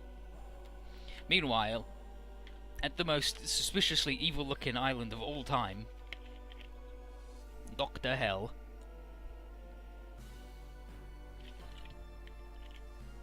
He was called Dr. Hell before he was evil. He's a real doctor, but he's not an actual hell. Anyway, somewhere off the coast of Japan, here's Dr. Hell talking to Baron Ashura. He starts by saying how good Baron Ashura is and how good he's done thrashing the devils the previous day, including putting the Getter Robo permanently out of action. And Ashura says, no need to praise me for what is only natural to secure your place as a ruler of the world, Dr. Hell. And Dr. Hell says, can I truly obtain the world? And Ashura says, the world might as well have been created solely for you. Because Ashura's good at the looking. And then right, with Mazinger and the Getters down for repairs, time's ripe to vanquish the one remaining obstacle, the Lion of the Triple G. And he's given Ashura a new army of beasts and tells him to turn Tokyo to a sea of fire. Meanwhile, at the Amano household, here's Mamoru and his dad. And he's going to have a nice quiet morning at home. And it hasn't been worth much because Mamoru overslept and it's delayed breakfast. The real reason Isunu, that's the dad, the reason that the dad stayed home is to inquire about Mamoru's after-school activities. He keeps coming home late and he's been dropped off by people from the Space Development Corporation. What's up with that? And then Mamoru says, no, everything's fine. I just got mixed up in the panic when a certain mystery robot appeared in Tokyo. Okay, the literal translation of Japanese character is motility. Okay, that's like I did wonder if it was going to be motility, but anyway, he's like, no, he just got caught up in the thing, and it was fended off by a second mystery robot that had a lion's head on its chest. And then Mamoru realizes, shit, my parents and most people don't know that Triple G even exist. And his mother, is like, now be careful. With all the mecha beasts and the Radam going on, things just aren't safe. And they talk about how even the great Mazinger got hammered last time it fought, and they're worried about who's going to defend them now. Yeah, Mazinger's head got blown up. And Mamoru says, Mazinger won't be beaten, but Triple G's no slouch either. But especially, and then internally, especially with me helping the others fight the Zonda. And then he leaves, and the dad is like, don't worry, he's a smart kid, smart enough to listen to our warnings and take care of himself.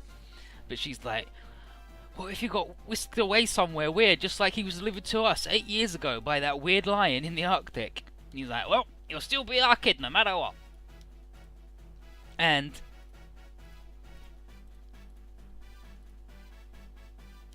here's Chidori, Kaname Chidori. So here's Chidori staking out the front gate as her capacity of vice president of the student council at the school, and she wants to nip any nonsense in the bud and do it without scaring the perpetrators into hiding the way teachers would. Well, except for one weirdo who hasn't given up his fascination for model guns at school. He's like, well, but I can understand the fascination for military stuff in this weird day and age. No sense in hauling that kind of thing in the House of Learning. Talking about Sasuke, obviously. And then they talk about how he just showed up out of the blue in the off-season. Chidori is convinced that he's a problem kid who got booted out of his previous school. And everyone makes it in. Here's the teacher, Kagurazaka. And she's got a transfer student to introduce. And it's Sasuke! And he's it's the guy who likes the model guns. Shit. And Kyoko, the girl with the glasses, says that he cuts a handsome figure. But she's like, no, he's got an aura of unfriendliness that keeps me on edge. And the teacher says, introduce yourself. And he introduced himself formally as Sergeant Sagura Sosuke. And Kaname is like, Sergeant? Oh, that can't be his name. And he's too young to be a military man, so he's obviously just a nut job. And then Sosuke says, everyone, please forget the sergeant part. I'm Sosuke Sagura. And then Kyoko asks her where he's from. And he says he's from Africa, Lebanon, Luxembourg, the Sank Kingdom, Resource Satellite MO2. He moves around a lot. And what about your hobbies, huh? And Kyoko expected him to say model guns, but he says fishing and reading. But the things he reads, Soldier of Fortune magazine, Arm Slave Monthly, Mobile Suit Monthly, Arm Slave fan, and for TV he watches the Super Robot channel. Everything he reads is hardcore military stuff. And then he begins listing other valuable publications that people should read, and then everyone's like, he's like, forget that last bit.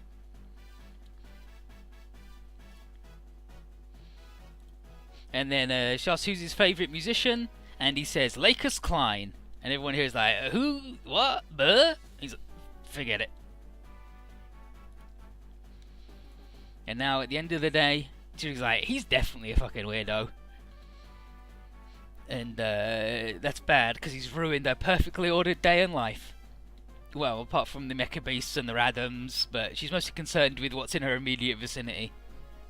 Sasuke has been causing trouble by doing stuff like popping up in the women's changing room while claiming to be protecting her, or throwing her on the ground when she tried to open the furnace door to burn some trash, and he even pointed a model gun at a teacher who dared lay a hand on her shoulder.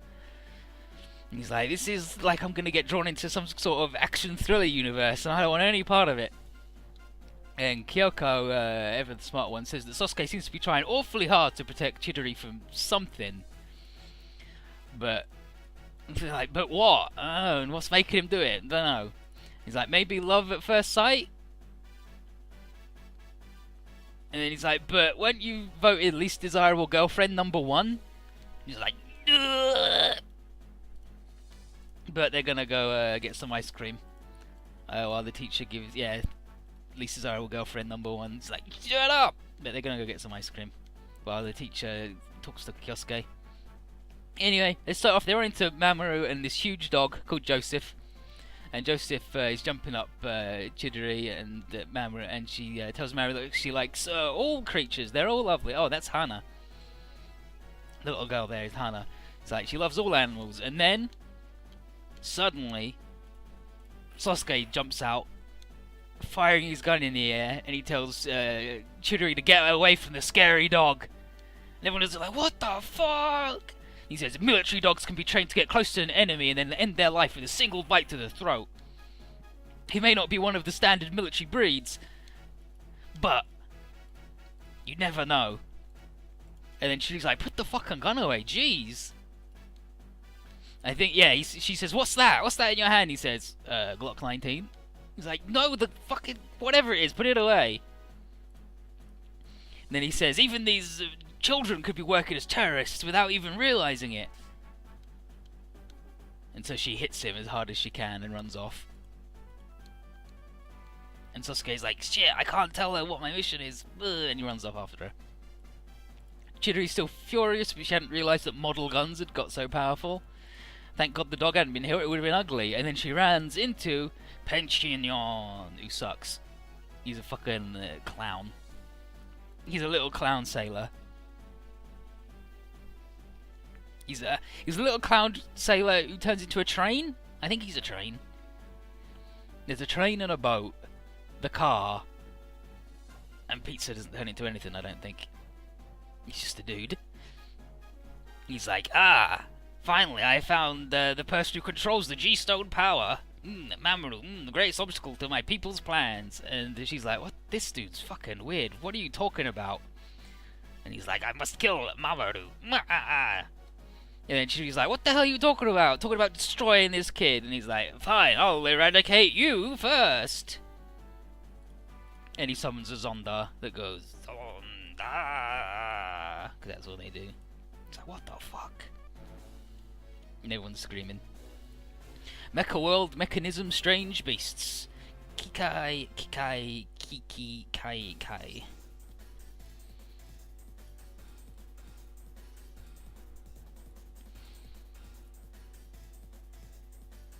So, Sasuke and Kyoko saw the whole thing with the Kaname and Penchinion from a little way away, and they're like, damn, I can't believe that old guy summoned a robot to kill her. And Sasuke's like, I see pictures of these things in my briefing material. Well, he doesn't mention the briefing material. He's like, I've seen these things. They're Zonda. And they seem to show up in Japan a lot. Mamoru knows what a Zonda is and knows that Guy and the others are currently at the Photon Power Lab. Just then, the Federation's Narima Red Dragons show up with Akagi in command, and he sucks. Remember, he's the dude who was bad that we beat up in that one side mission in 3. And Mamru's like, no, stay away, stay away. And they fly in too close to the Zonda, and Zondas do what they do, and they lose control of their robots. And Aka's like, dang it, I can't believe that we're meant to be here to defend G Island City, and we can't do a dang thing. Everybody, pull out before it gets worse. But they all get controlled. So they got to eject. They now charge our hapless crew, but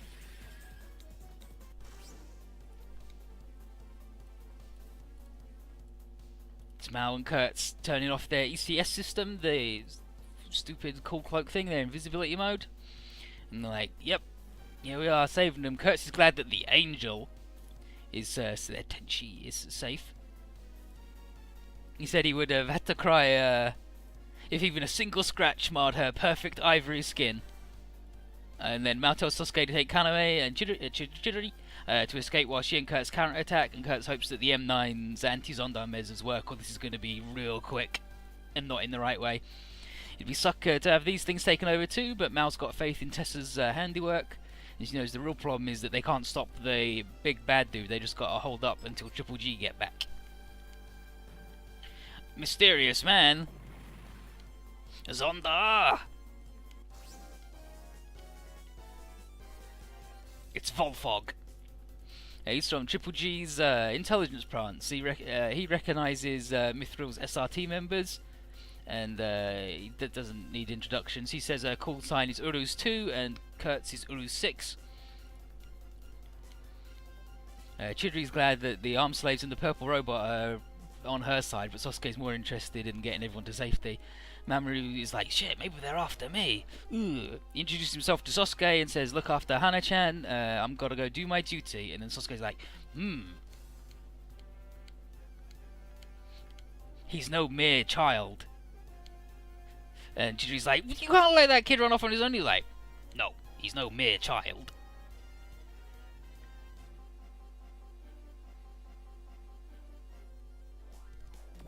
But Volfog's good. He's a police car. Actually, is Volfog a police car? I think, yeah, he's the police car, and then he's got a police helicopter and a police bike as his buddies. Gundoba and Gun, I think, or whatever. But he's a dodgy super. And he has barrier disable, which for one turn disables an enemy's barrier, which is really fucking good, turns out. And these are much the same as they were in Z3. The guns back M9s. They don't have free post movement whatever this time though, whereas before their first attack was post movement and they had flash and strike or whatever on. But they get loads of friendship bonuses. They're good. They just need to like have them stick together all the time, and they do have a combo attack, but their robots fall off a bit. Like they're good, they're just not as good as like the Wing Zero and shit. So you're like, ooh, like it's difficult to keep a spot for them.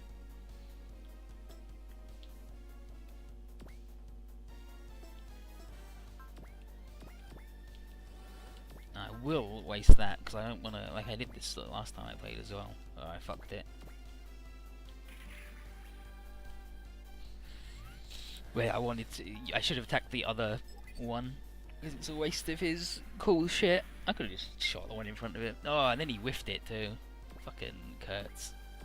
Then we'll move over here. And here's Volfog. He was good. He's really good. He's actually fucking incredible.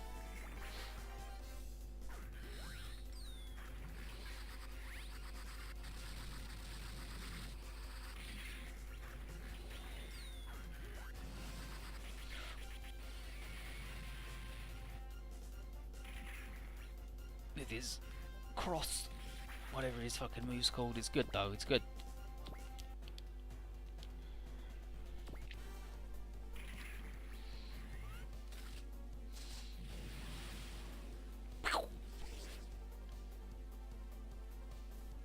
Try better than that, buddy.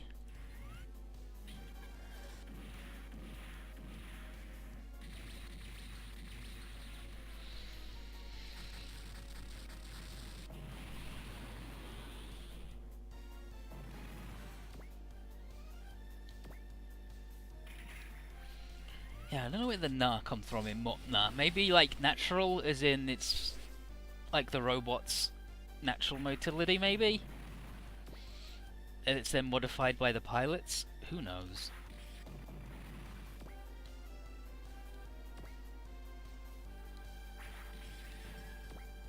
And these guys like to hang back and snipe, and it sucks. The problem with all the Galga... Well, it's not the problem. Actually, the Dragon Brothers have got like long-range attacks. It's the problem with Volfog and GagagagagagGGGAOOOOOGAIGARRR is their longest range is like 4.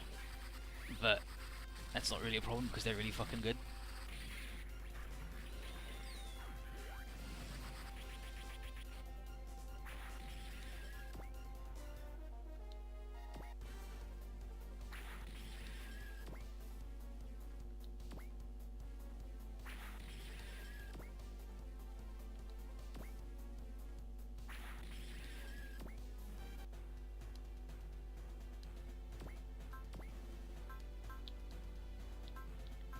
And that's expensive.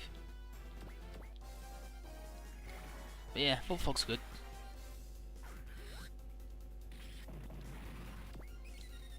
He's really good. Uh-oh! Incoming!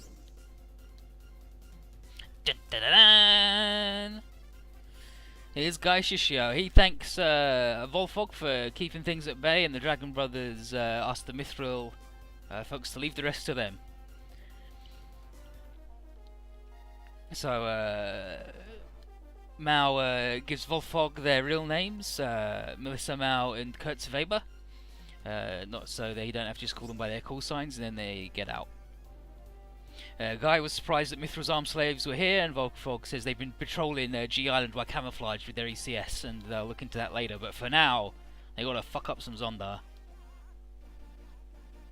Bow, bow, bow, bow, bow, bow, bow, bow, bow. Enryu and Hyoryu, the Dragon Bros, get ready to perform their symmetrical docking. Guy yells out to Zonda that they gotta deal with the GGG units. Kyoko's like, damn, that lion robot again. And Sasuke's like, GagagagagagGGGAOOOOOGAIGARRR. It's like, what? GagagagagagagGGGAOOOOOOGAIGARRR. He's like, oh, I read it in a magazine. And Hana-chan does her catchphrase of saying, I'm not afraid, I'm not afraid. And Sasuke says, that's right, any warrior who can't suppress their fear is doomed to die. And she's like, did you mean that as encouragement? He's like, yes. Zonda!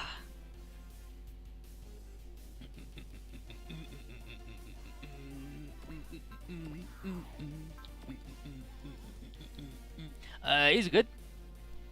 He's only medium, so he's pretty good at, like, he's alright at dodging.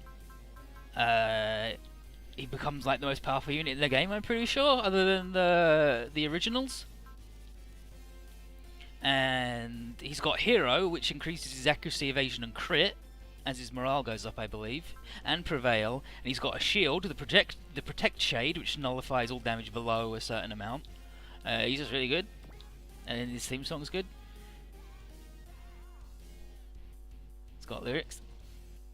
And then there's the Dragon Brothers, who are good, and they can combine. One's a fire engine, and one's a fire engine that shoots water. Oh, well, no, one's a fire engine that shoots fire, and one's a fire engine that shoots water, and, well, it's ice. And they're super AI robots. Do do do do do do do. Bum bum bum bum bum bum bum.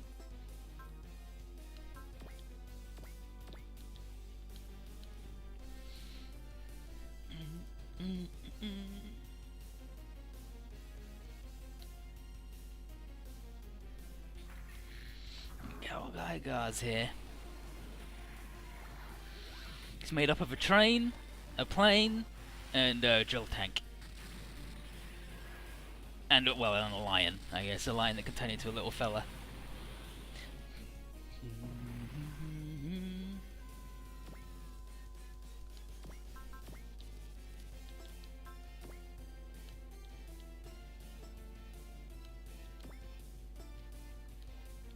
Oh, and it's really fucked up. The one with the shield doesn't have support defense. The one with the shield as the support attack, I don't get it. Go, go, go, go, go, go, go.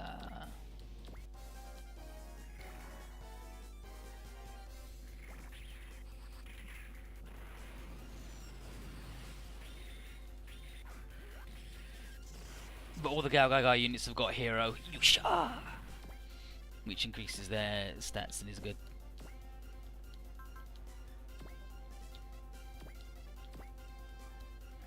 And they can combine. The Dragon Bros can combine, and there's more than one set of Dragon Bros. Well, I don't know if the others even call themselves the Dragon Brothers, but they're from China. And then there's a set of girl ones later on too.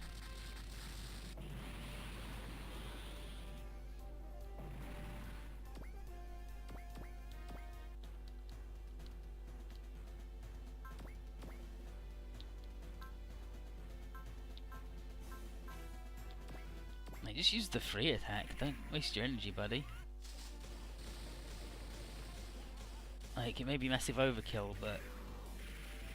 Protect Shade? Ah, busted through it. Not so good. Bum bum ba dum bum bum bum. Bum bum bum ba dum. Ba dum bum bum bum ba dum.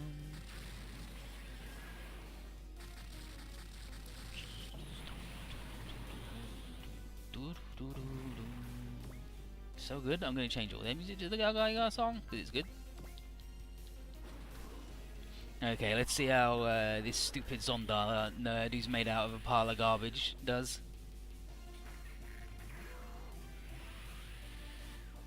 Nope, Protect Shade.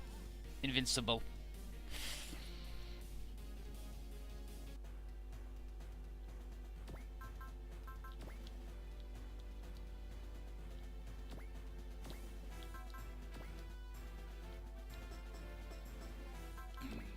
In that case, I will use Invincible. I would fly on top of the buildings too, but you know what, I will. I will fly on top of the building. They will get on the building next turn and be tough tooting babies.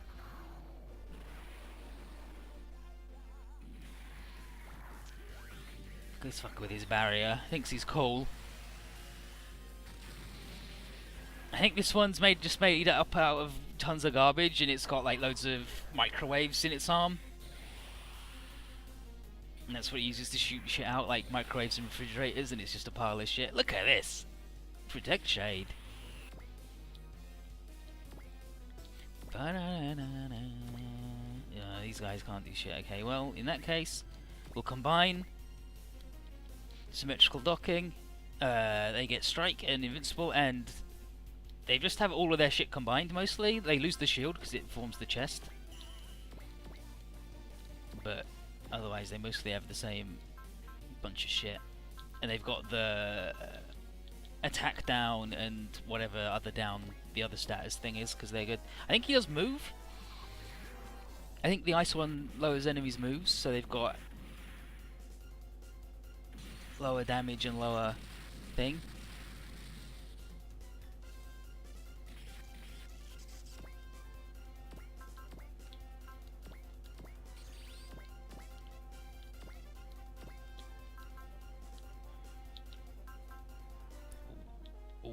Oh.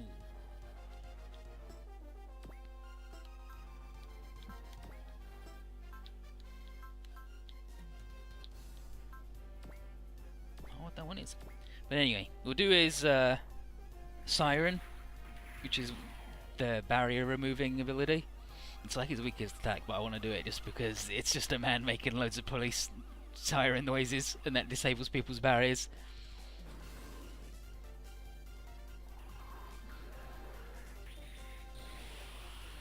Oh, it lowers target's accuracy by 10% is a big move.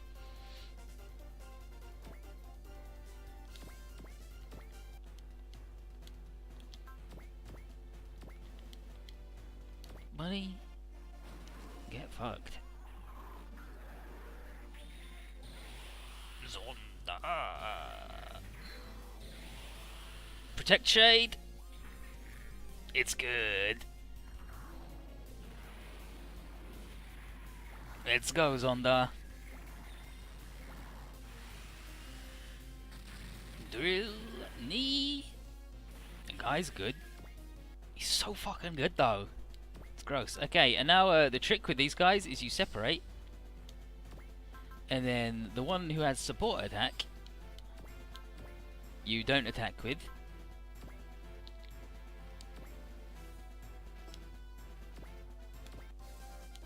You attack with the other one. Oh, and Volfog's gonna support attack this time, so it didn't even matter, but...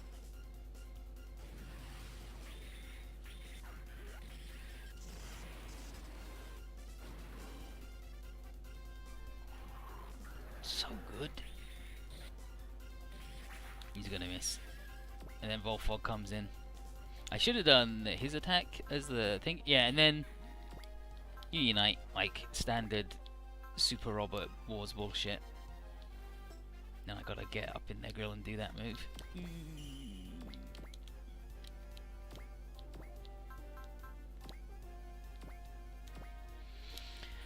The Tonfa.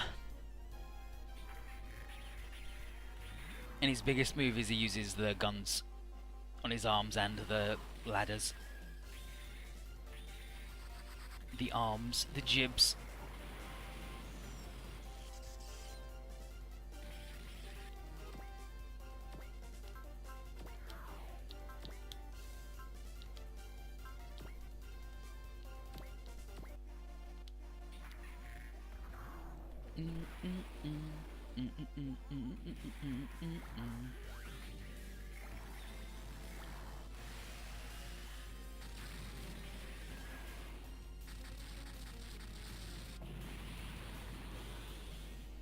Unfortunately,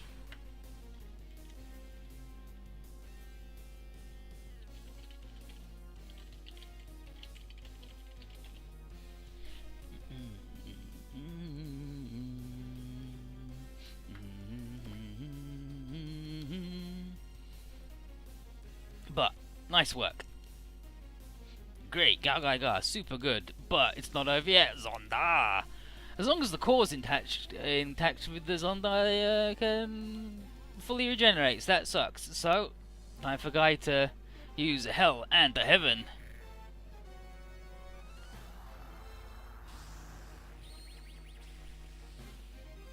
Hell and Heaven. And then Gemugiro Gan go Gufo.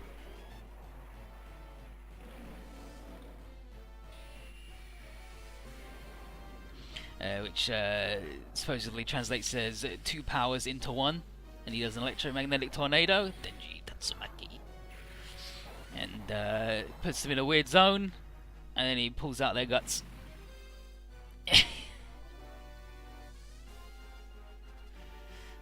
And all GagagagagagGGGAOOOOOGAIGARRR forms can do it. Anyway, Mamoru, get over here! Mamoru glows green, turns into a little fairy alien man, and he does his